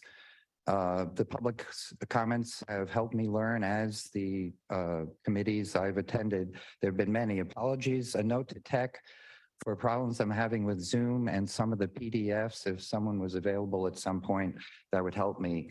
Policies and procedure problems. I attend most of the audit committee meetings over the past year at least, and commend the current chair. And the members who deal with these numbers that there are too many commas and zeros in them for me to comment on. Unlike Mayor Jones, I thank you for your continued comments. You come prepared to these meetings, and I'm a little concerned that there's not more direct responses to some of these things, that they have to come up during public time for this so that you don't have the information you need. So I encourage that. That's not Sandag's fault. That's just a hard problem. I do attend most meetings. They do a hard jobs. I see the presentation at the Social Equity Committee yesterday, and I recommend it again. It's 2 hours worth saying. In contrast to the audit committee that deals with the numbers, these two approaches, I think, are essentially to what Sandag does. And a reach out to Mary Kay. Sorry about your last name. I won't try it. A great job. And the audit committee. I have reviewed the audit discussions and some external information I have, and talked to people who are auditors. Internal auditor is required by law. Thank you. Your time has expired. That's it. Our final speaker will be Alan C. Please go ahead. Hey, thank you. For some reason, somebody keeps turning off my raised hand. That's not very nice. Okay, yeah, concerning the auditors, we've got to have auditors who are actually separate of the Sandag. And the only way, it's very difficult, I know, to do this, but if you actually have auditors picked by Sandag or allegiance to Sandag, it kind of defeats the whole point of auditors. And to the auditors speaking today, some of you spoke some great stuff. How about an audit that weighted vote, where some of the council members on the board are not voted by the entire population of cities, which kind of defeats the whole point of the weighted vote. And concerning earlier, the Del Mar, someone mentioned about the Del Mar tracks. I spoke last June. And so before Director Hassan started shooting a horse that he got the 300 million, I'm the guy that kicked his butt to say, hey, 300 million. And then within a week later, the governor set aside 300 million to move the Del Mar train tracks. And yet almost a year later, Where'd that money go? To some bridge? Auditors, please do your jobs, because right now we've gone through 2 years of COVID. A lot of business shuttered, a lot of people are suffering, high gas tax, high price of eggs, high price of everything. And now you want to put a mileage tax. So auditors, if you want to truly represent by auditing as impartial, look at how the taxpayer has been suffering and hold these board accountable. I yield back. Thank you. That concludes the public comments. Thank you. Councilmember Fisher? Sorry, Chair. I don't think I got out of the queue last time. I don't have any comments. All right. With that, we have a motion and a second. Please vote.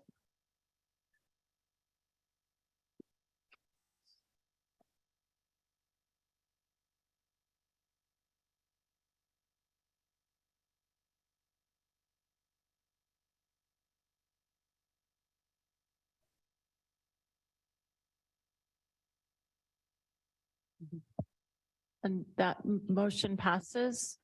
Thank you.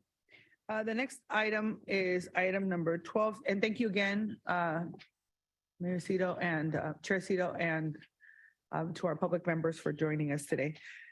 The next item on the agenda is the draft fiscal year 2024 program budget. I want to make sure that I emphasize that the budget that we're going to consider, it's not, not just a tool for Sandag to implement projects, but it really is an important source for funding for each of our jurisdictions and the transit agencies that do our work. 20% of the budget, almost $240 million in front of us today, goes directly to our cities, the county, and MTS and NCTD. In addition to that, the budget is something that is required for us to be able to meet our state and federal mandates. And I know there's going to be a lot of questions. There are going to be things that some people like and things that some people would like to see differently. So I think that it's really important that we take the time to discuss and see how do we find common ground. I've asked our leadership team to present each of the components of the budget to us today so we can really dig into the details and understand what this 1.2 billion investment in our region really means. And then in addition to that, I think some of you highlighted during the retreat that you wanted this to be more of a workshop. Well, during the retreat, you really appreciated that we had the expo. And then in our executive committee, there was conversation about making sure that there was a workshop type where we actually can dig a little deeper into the questions that we may have. So we're going to make sure that we, after the budget is presented by staff, we're going to take a 20-minute break for the expo to have a real conversation around the budget and then come back together for additional discussion. So I'm going to turn it over to Susan for the presentation. I'll actually let Colleen pick us up. Okay, thank Thanks. you. So as the chair said, this is a really big deal. This is the draft fiscal year 2024 budget. It's a $1 billion budget. It's really made up of 3 components, and this is actually the work plan. If you want to know what the draft plan is for what Sandag will attempt to accomplish next fiscal year, it's this book. And it falls into really 3 main categories. So the first is the planning, data science. That's the big part of what the agency does. The second big part is the capital budget. So what's in the plan then moves into the capital budget. And the third component is the operations. And so operations include the operation of, say, what we were talking about, the technology piece on Interstate 15 or the 125 toll roads. It's also our van pool program. And then throughout all of that is the administrative budget. I think it's really important of that $1 billion, just like the chairwoman said, almost a quarter of that is passed through to all of you and the transit agencies. So that's the pass through for your local streets and roads. That's the pass through for transit operations. There's also, in addition to that, a lot of pass through on grants. So even the item that was on your budget earlier or on the agenda earlier today, the bicycle and pedestrian program, $63 million. That's being passed through to local jurisdictions. So that's an important component to keep in mind as it relates to the budget. So here's who you're going to hear from today, and something that may be a little bit different than how your local budgets are arranged. Many local budgets are arranged by department. if you look through our overall work plan, it's really arranged by project. So that's one of the things that maybe makes it a little bit different. So Susan Huntington is the head of our budget programs. You're going to hear from Susan today. You're also going to hear from Antoinette Meyer, who heads up our planning program, Cindy Burke, who heads up our data science team, Robin Wapner, who's the Director of Public Affairs, Sharon Humphreys, our Director of Engineering and Construction, Lucinda Broussard, who is the newest of our executive team here, who oversees all of our operations, and Melissa Colfelt, who heads up the administrative budget, but is the Director of Organizational Effectiveness. So what we're going to do is have each of them just go briefly through kind of high level what they're heading up in terms of the overall work plan. And then we'll turn it back to the chair for any public comments, and then we'll go into the exhibit room that we set up. There was a lot of great feedback that we got from all of you on the exhibits that were set up at the board retreat. And so we've invited staff to be available there to answer any more specific questions you have about some of the capital projects that are in the budget, anything about the program. So with that, I'll turn it over to Susan. Thanks, Colleen. Thanks for having us here today. The presentation of the draft budget makes a major milestone in our annual process to kick over the budget to next year. So this is a major milestone. We're excited to present to you today. And what I wanted to talk about particularly is our when we looked at what we were going to do different this year, we took this budget, which is a really complex budget, and we wanted to make sure that you understand what's in this budget, that our stakeholders understand what's in this budget, and that we can engage with you on the work that we're doing, have collaboration, and there's also transparency. The more you know, the more you can engage with us. So we really took the time this year to do a revamp of this budget overview, chapter 1. And we've also provided to you today in the board agenda packet and at your seats is this budget in brief. So chapter 1 is the overview. It's the description. It provides context to the numbers heavy document. So this is really meant to be written as a standalone. Anyone who picks up this budget or looks at it online should be able to pull out chapter 1. And this really tells the story of what SANDAG is working on or plans to work on next year. The budget in brief is more the charts that you see here. These are also contained in the budget itself. It's rolling up the financial summaries so that you can maybe assess the information a little bit more easily. Our goal is to communicate to you and to others in the community what we're doing. So with that, I'm proud to present the budget today. It won't just be me, it'll be the directors from each of the chapters to talk to you more in depth about the programs and projects that they're working on, and which will have significant impact on all of our diverse communities. As an overview, chapter 1, $1.2 billion budget for fiscal year 24. You can see that almost half of the budget goes to our capital projects. And then I'm just going to kind of start going counterclockwise. The next three pink pie slices here are the Transnet revenue that is generated. Roughly $448 million is anticipated in fiscal year 24. Of that, 175 million goes to our major corridor program, which is our capital program from Transnet.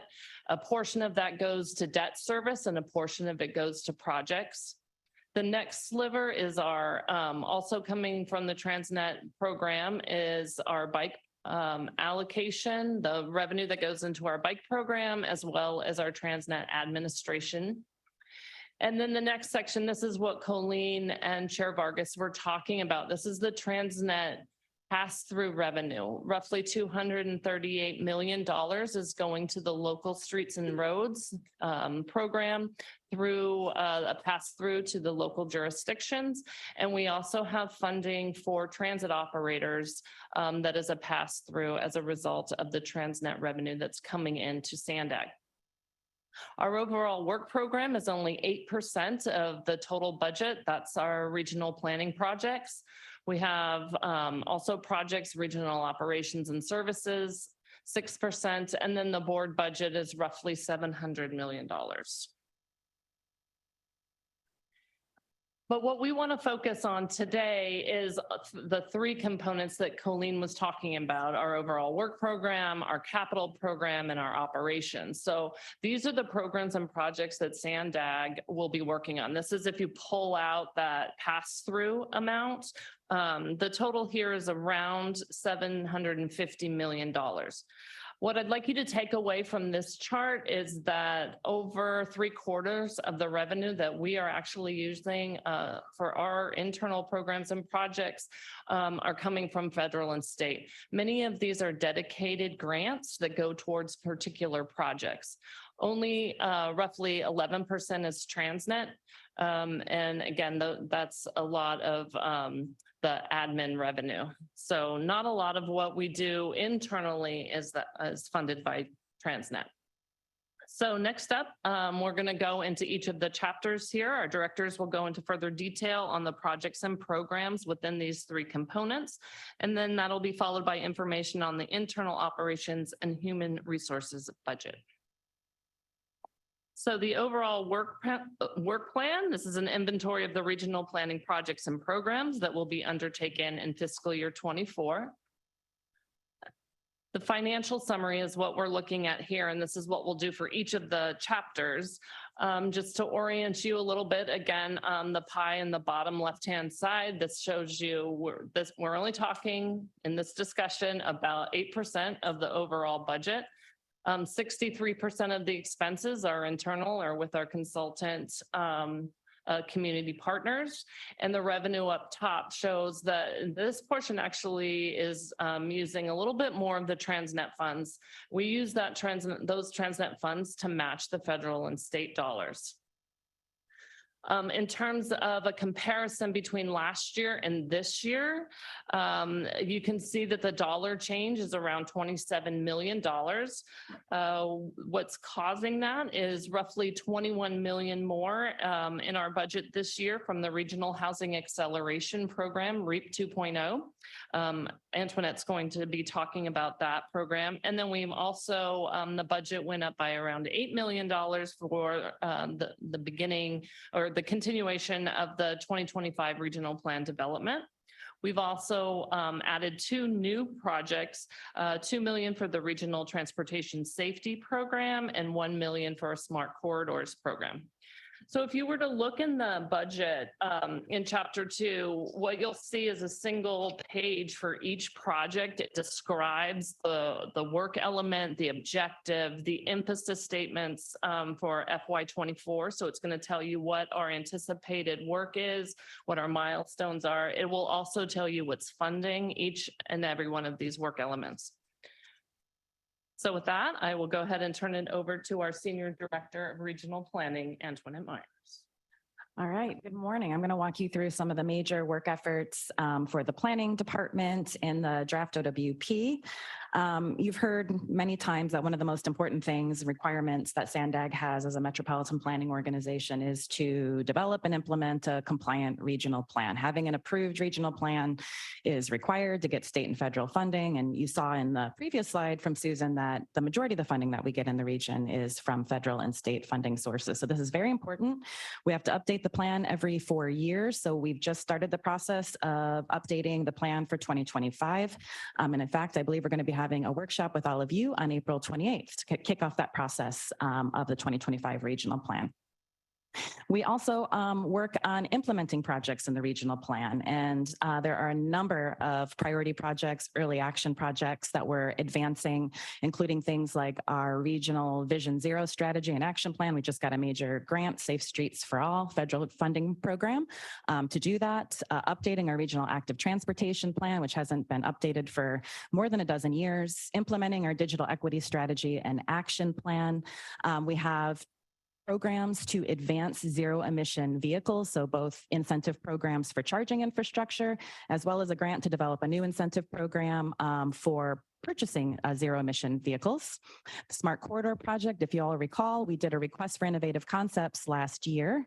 We selected 3 firms. One of those firms was Cavenue, and we're partnering with Cavenue and Caltrans to advance Smart Corridor projects, starting with the North Coast Corridor.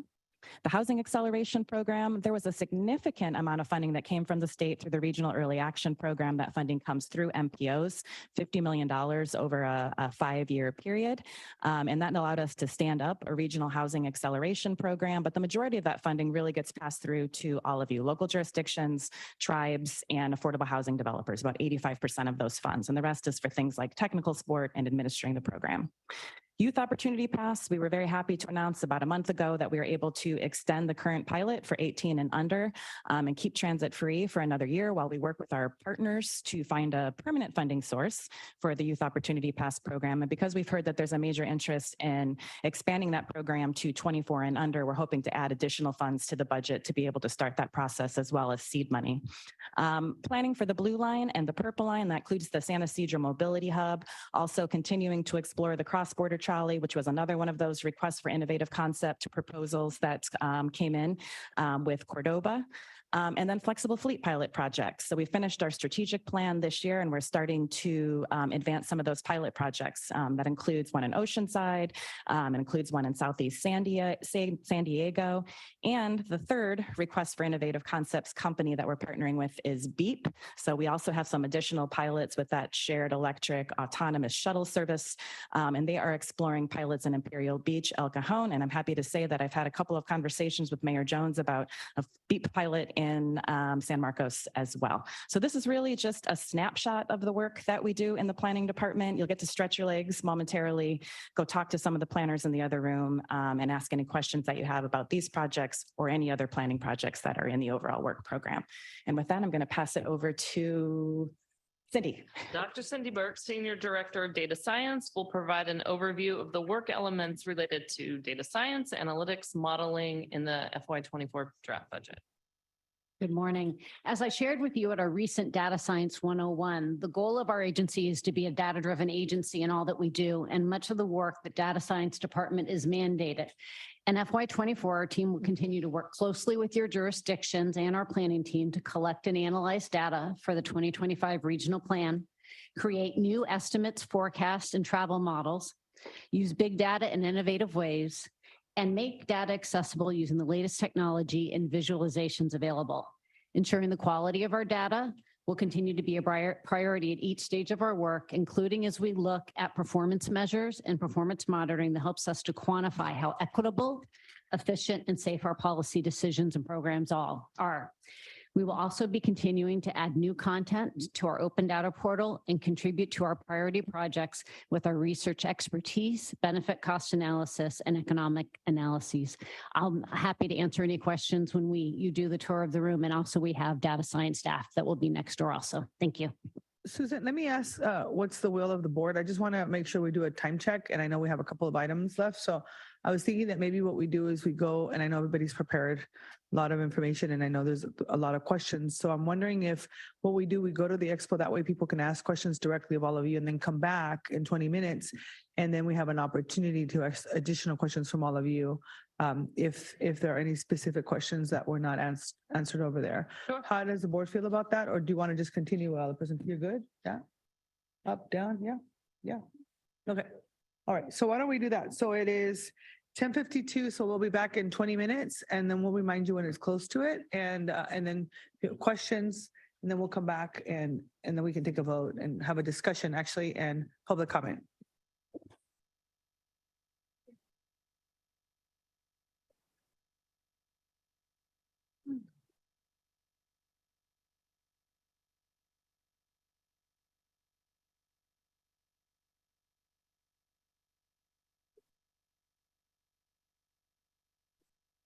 No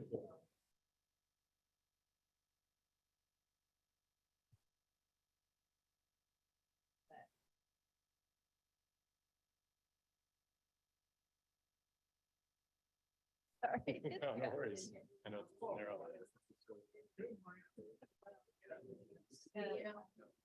Different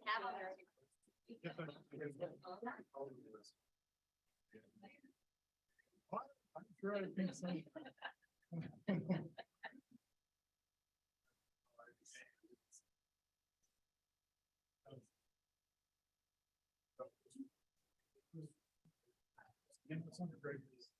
Looks great.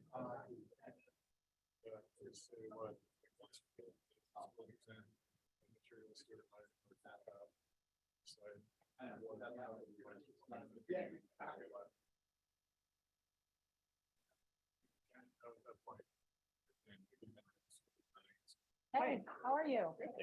Nice to see you. I think I could say hi to you at the. Yeah. Wave. Well, I was in there just pretty briefly, kind of in and out, but, so the speed program. Yes. Yeah. You're just presenting on that? Yeah. What does it take to, like, what are kind of some of the qualifications that BEEP's looking at for the launch? Well, it's like the initial piece based on the. You're well aware of it. It's like, wait. The projects that offer innovative ideas and things like, equity and congestion issues, we're looking to, transit, existing systems, so that led them to Ivy and, LPL. Okay. And then Mayor Oh, Jones. yeah. and it's running insurance. Can explore it? Yeah. Yeah, and so you guys are interested. Well, the reason it comes to mind is because this has been about 5 or 6 years now, but there was a gentleman that came representing, an autonomous vehicle consortium. Yeah. And they were, and I had an offhand conversation with him, and he was familiar with Coronado. Yeah. You know how we have just like basically just one street in our downtown business district. It's just a loop. Yeah. And at the time, he said, that'd be like kind of a perfect improving ground for, Predictable is easy. exactly, straight shot. So anyways, I would just offer that up as something that if there is an opportunity, whether it's this year or next year, I think that's something by our city would be interested in at least trying out. Yeah, that sounds good. We'll talk to Dave and let him know. I got it. So, yeah. And doing pilots with you. Yeah. Assuming that no service first. Right, exactly. Yeah, we're not running people over.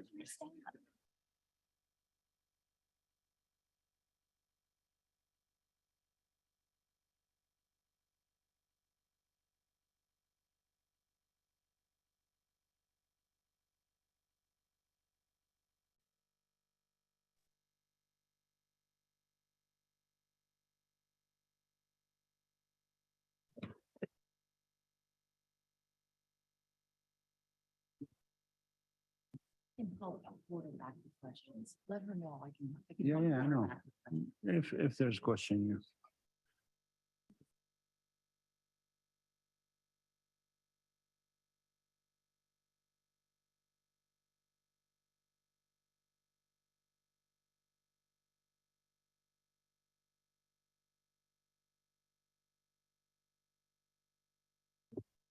Thank you. We do have public commenters on this item. One in person, Catherine Rhodes, will be followed by a virtual commenter, Assemblywoman Saldana.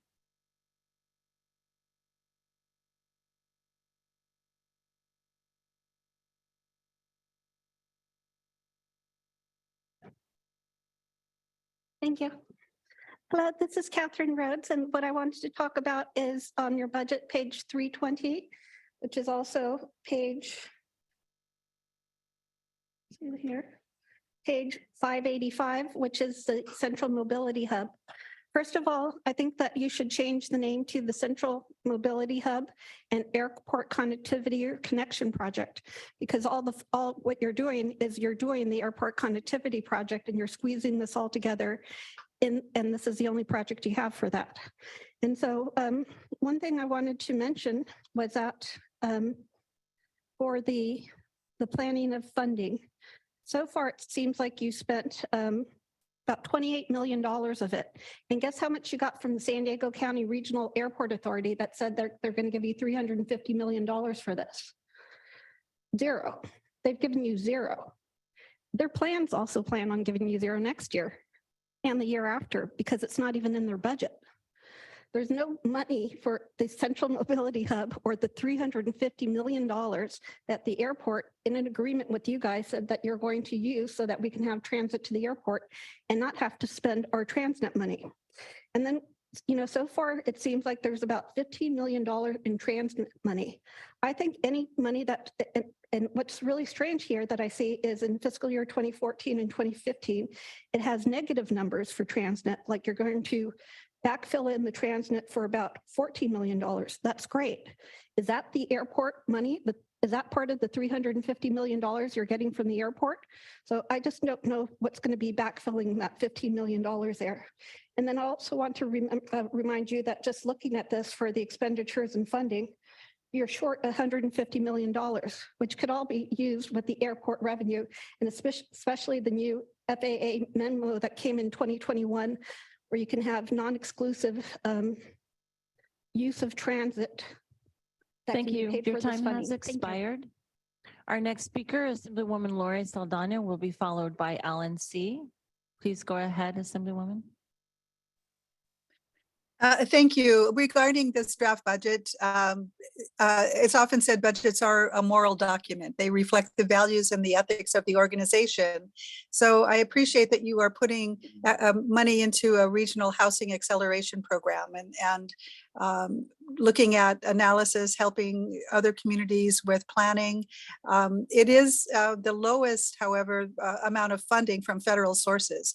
It's there. You're only getting 12 million from federal funds for transportation, housing, and urban development. And I'm wondering if that can be a target of increased requests in the future for federal funds. San Diego is the 8th largest city. We're quite a large region. The county-wide is as large as some other states. And we're struggling with the nation's 4th worst rate of homelessness. And it apparently is getting worse. So please increase the attention on not just housing, but on homelessness. It is a financial drain on the economic vitality of the entire region.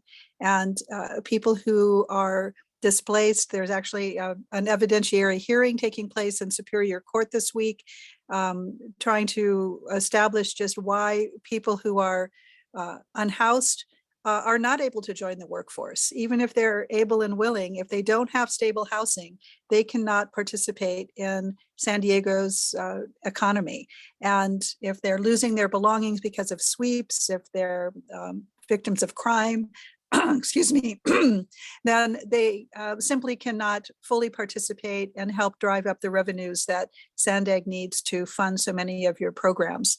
So please, again, include homelessness and the economic impact on the region as part of housing acceleration grant program funding and planning. Otherwise, I think it will continue to be ignored on too many levels. Thank you. Thank you. Our next speaker is Alan C., followed by B. Beekman. Alan, go ahead, please. Hello again, board. Welcome back from lunch. Assemblywoman that just spoke, you sure got a lot of emphasis on housing. What's your cut? Okay, concerning budget. My city previous mayor Salas outstanding and current mayor John McCann had proposed removal of 125 toll to ease financial burden of commuters and alleviate the congestion 805 and 5. The response from Caltrans, Ann Fox, I believe you're there, I'm not sure.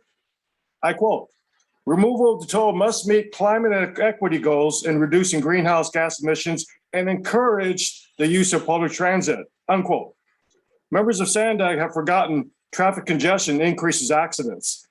After the outstanding unanimous vote last year to stop the toll ahead of time, though not stop right now, you actually wasted more of our tax money to put new toll booths in. 2 standards ignored that must be on every Sandag project. This is your duty to your constituents. First question, will it increase safety of the commuter? Second question, at what cost to the taxpayer? Ingrain that, please. I invite Chair Nora Vargas and Chula Vista City Council Andrea Cardenas to actually drive the 805 from Palomar and take 805 north and take the right-hand lane. Look at all them silly bus lanes that said during peak rush hour, the bus take the emergency lane. The emergency lane, they can't even fit the bus. And then as you exit every on-ramp, the bus ramp is supposed to exit this narrow emergency lane and go into the rush hour traffic. And oh, by the way, the Palomar, the ramp got converted from the right-hand lane to the left-hand lane. So here the bus comes off Palomar, gets in the fast lane carpool lane on the left, and now forced all the way over. You guys are really wiping us out here. Stop the nonsense. Stop the pushing the equity over safety. Thank you. Thank you. Our next speaker is B. Beekman, who will be followed by our final speaker, phone number 433. Mr. Beekman. Hi, Blair Beekman. I've attended many public meetings in San Diego, and the previous public speaker, Lori Sedano, talks a lot, not just about housing, but issues of transparency, which I think is a good testament to good practices. And just very much of a thank you for her work in that area. For myself, learning so young, such a beginner as myself, I'm trying to learn to understand budget issues. If on this item to talk about budgeting of as important as the transportation center is and subway things, I think the concepts that were mentioned today, in fact, how do we build, on current programs, really good beginnings of current programs, things like having good union contracts in place for drivers, because if we get our drivers on their bus routes on time more regularly, that goes a long way towards the concept of speed, actually. And I mentioned earlier ride sharing ideas that I think we're all interested in that idea. If we can learn how to grow that concept and better develop it, both of those items could be really good stopgap measures that are a lot less money as we prepare for the transit center and subway things, and just give a real sense of harmony to the community process of building the future of transportation in San Diego. So that's my feelings on the matter. Good luck in addressing those things. These are the kind of things I think I'll be mentioning regularly. Thank you for your time. Thank you. Our final speaker is phone number 433. Please go ahead.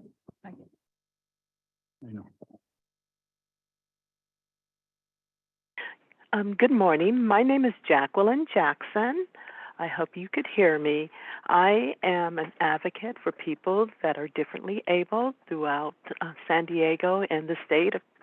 I sit on the city Accessibility Advisory Board, and I am a commissioner with the California Commission on Disability Access. I would like to urge you today to approve the staff recommendations to award the San Diego Accessibility Safety Plan for people with disabilities living in disadvantaged communities.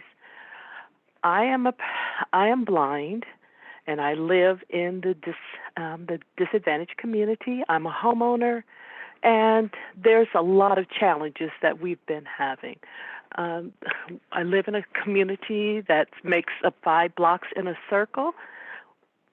75% of the streets have cracks or holes in them. There's only 40% of the people have sidewalks, so it forces us to be in the streets, and it's very unsafe. We have the audible turn signals and the crossing signals, which is just on our main street, which is about a 5-minute walk. If you could make it there, it's not functioning, and it hasn't been for years. And we put in the complaint. So I encourage that recommendation to fund that $1.238, I believe, $1 million to help to improve our communities. Thank you so very much. Thank you. That concludes the public comments on this item. Thank you so much. I think everybody saw that the budget actually represents over 200 projects in support of the region, from capital and planning to data for all of the youth. So it's a huge investment for our communities. And before I open it up for member comments, I'm going to turn it over to Hassan. Thank you, Chairwoman, and thank you all for participating in this discussion. So the draft budget, which led by our CFO Andre Dujan and the amazing team that presented to you today, is a draft budget. But it is important for you to know the reason we ask you to approve a draft budget is we have funding agencies. We get a lot of money from other entities. And by you approving the draft budget, we send to them during that time between the draft and the final, your input, stakeholders' input, and the funding agencies' input will be coming back to you. And we will be telling you the changes between the draft and the final. But it's really important that the funding agencies receive a draft budget from us so this can start their review. Our budget has to be approved by the end of the fiscal year, which is the June 30th. And therefore, today is important. So with that, the team is very ready to answer your questions, take your concerns. Thank you. Thank you. Vice Chair, I'd just like to make a motion to approve. is there a second? We have a motion and a second. I don't see any member comments, so I want to give you a chance. So if you have comments, use this. If not, we can go ahead and vote. Oh, there we go. Something was going wrong with this. Okay, go ahead. Mayor, That was weird. that was really weird. Just so you know that there's a whatever, this screen thing, and nobody was showing up. That's why I was all looking at all of you like, what's going on? So, okay, Mayor. Mayor Jones or Mayor Mayor Jones. Minto? Mayor Okay, Jones. sorry, thank you. I just wanted to mention that I haven't gotten through the whole draft budget. However, I have read quite a bit of it. And then also Antoinette is amazing. Antoinette, amazing. Anyway, she answered some of my questions. And then also we had discussed changes from the original iteration to the iteration that we have seen. And we had that discussion that any changes would be redlined and noted in the future so that we could actually know what had changed. So we're able to do that. So I thank you for that, Chair. You're welcome. I just wanted to mention that. Thank you. All right, with that, we have a motion and a second. Please vote.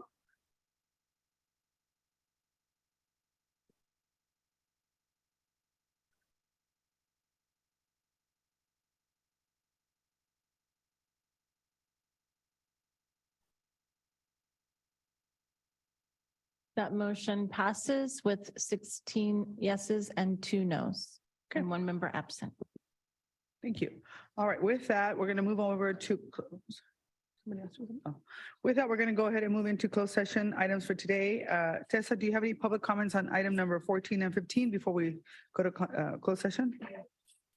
Thank you. And just for the public, this presentation has closed at this time. So I will not be taking any further members from the public. I have 2 members present here in the room. Mary Davis, please come to the podium.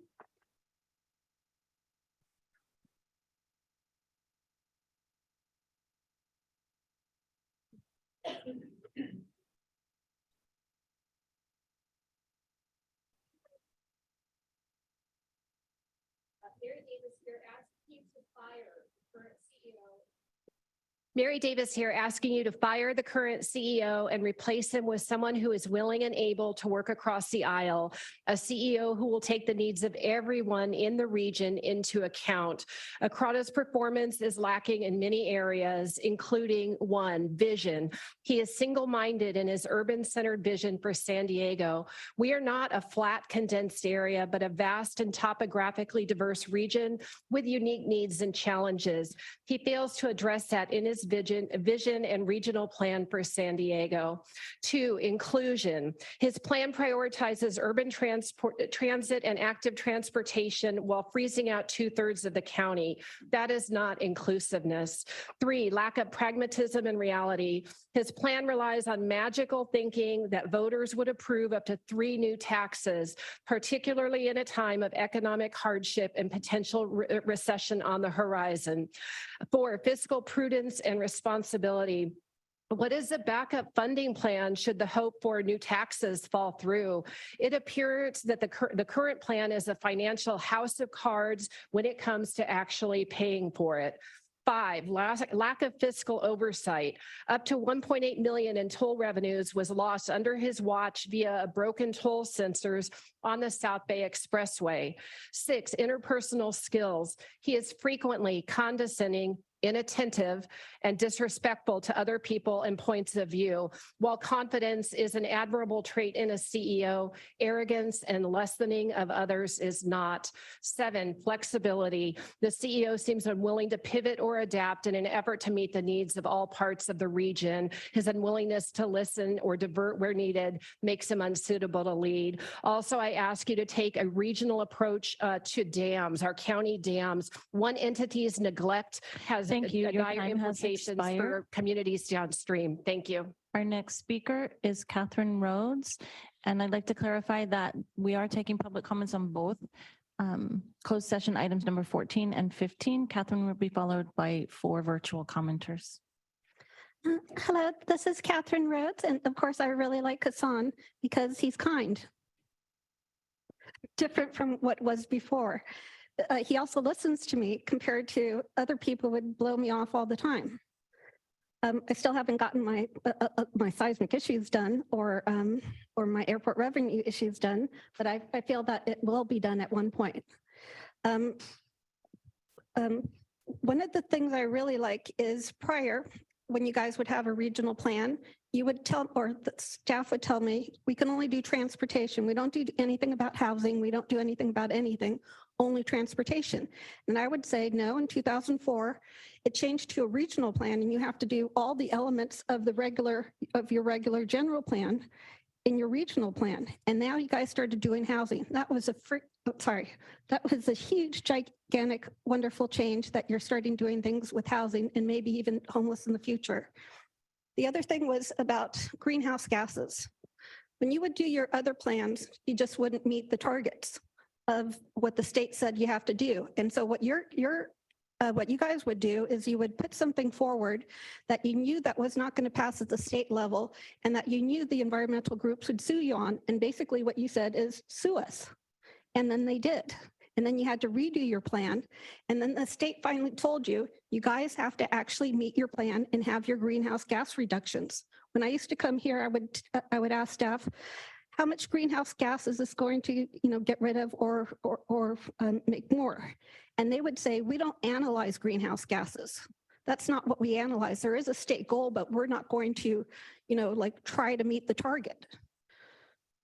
Now you are, because you have somebody who knows what they're doing. And the other thing is that Hassan has wonderful relationships that he's made, and you're going to get so much more cash having him as your lead instead of having somebody else that doesn't know everybody. Thank you. Your time has expired. Our next speaker is Alan C., who will be followed by B. Beekman. Alan, please go ahead. Hello again, board. Please reference my email from last Monday, the PDF letters to CARB, which should be public record, and the JPEGs as to why Director Hassan Akrada should not get a pay raise and possibly be removed.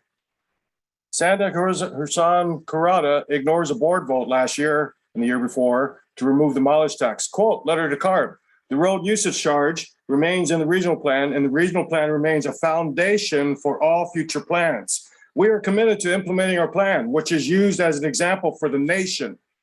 Mayors have sent emails to CARB, and even the local mayor sent letters back to Hassan Akrada to cease bypassing the board vote.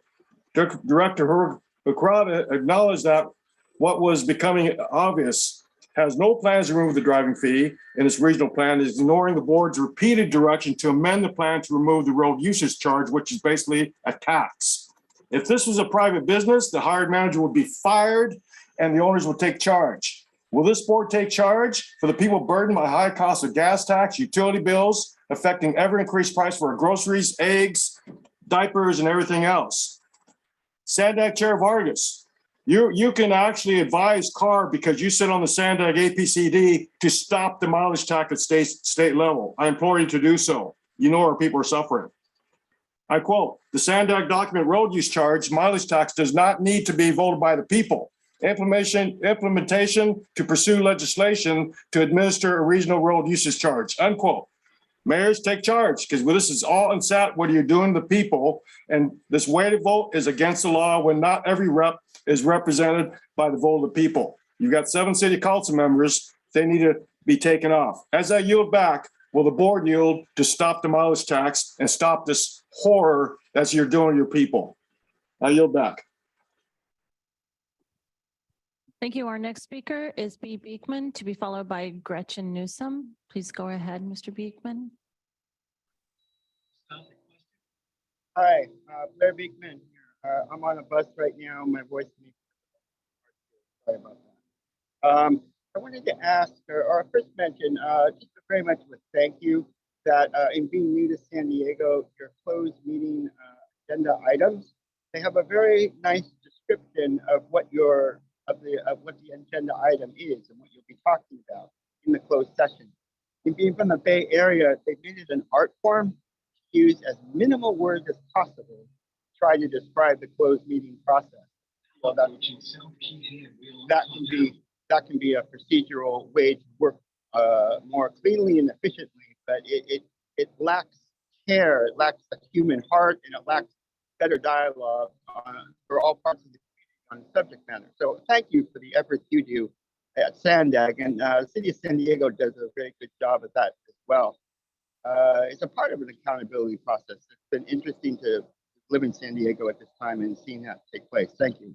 I wanted to also comment that from that, if you have public comment time for remaining public comment in person for non-agenda items after the closed session meeting, that seems like a lot of extra, a lot of waiting for people who go along with it. And it seems this would be a more appropriate time to have the final public comment, and that the public comment on the previous item should have taken place before you went into conference for 20 minutes, so you could have an understanding from the public discussion during public closed session discussion time. Thank you. Thank you. Our next speaker is Gretchen Newsom, who will be followed by the final speaker, Steve Gelb. Gretchen, go ahead, please. Sorry, it took me a second to click the button. Gretchen Newsom on behalf of IBEW Local 569 or 3600 Union Electricians and Paraprofessionals. Just wanted to share with you that we highly encourage you to retain the services and leadership of Hassan Akrada. Reiterating a little bit of what Catherine Rhodes spoke about in her public testimony, we came from a time with IBEW 569 and the members of the Quality of Life Coalition where we weren't listened to. And then we didn't have leadership that would listen to the concerns of the community about how we really wanted to have a new regional transportation plan that invested in mass transit, that combated climate change, that created good local jobs. And now we do. And we've gotten there through the leadership of Hassan Akrada. And so we're hopeful that you're going to retain him and let him know that his vision is valuable. You just passed a budget that has over 200 different projects all throughout the region. You're making great progress. You now have a regional transportation plan that the community is really excited about supporting and seeing come to fruition. So we're just really hopeful that you continue to make the progress that you're doing. You're moving in the right direction. And we want to see further continued collaboration that we saw at the retreat. The great commentary that you're developing right now, have that move forward and have that move forward with his leadership as well at the table. A brighter future for all if you retain him. Thank you. Thank you. Our final speaker is Steve Gelb. Please go ahead. Good morning, Steve Gelb with San Diego 350. I agree with Gretchen and with Catherine Rhodes.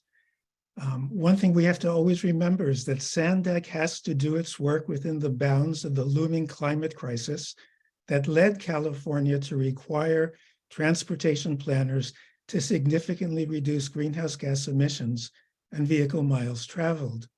Under Hassan Akrada, Sandag has responded to this challenge and created a compelling vision for the future of transportation in San Diego. Unfortunately, he and Sandag have been unfairly targeted for doing exactly what they're required to do. Hassan is one of the preeminent transportation planning experts in the nation. San Diego is fortunate to have him. He should be commended for San Diego's many accomplishments under his leadership.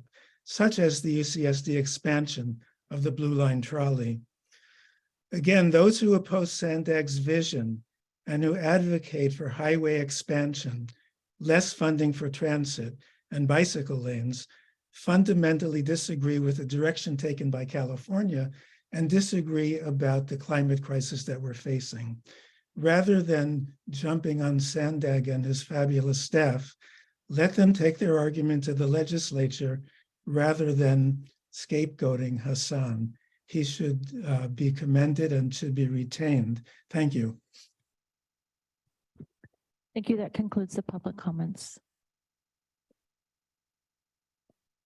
Thank you very much. With that, we're gonna go ahead and move to closed session. I'm gonna ask everyone who does not need to be here for that to please exit the room, and we will reconvene to share reportable actions and any non-agenda member comments.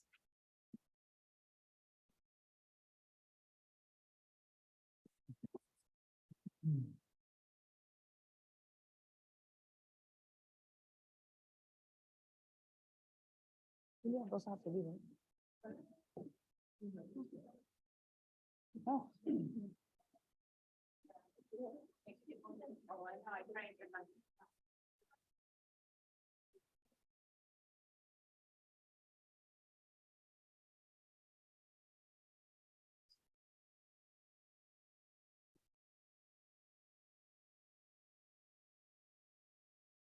We're staying for item one and then we're staying for item one. Hmm?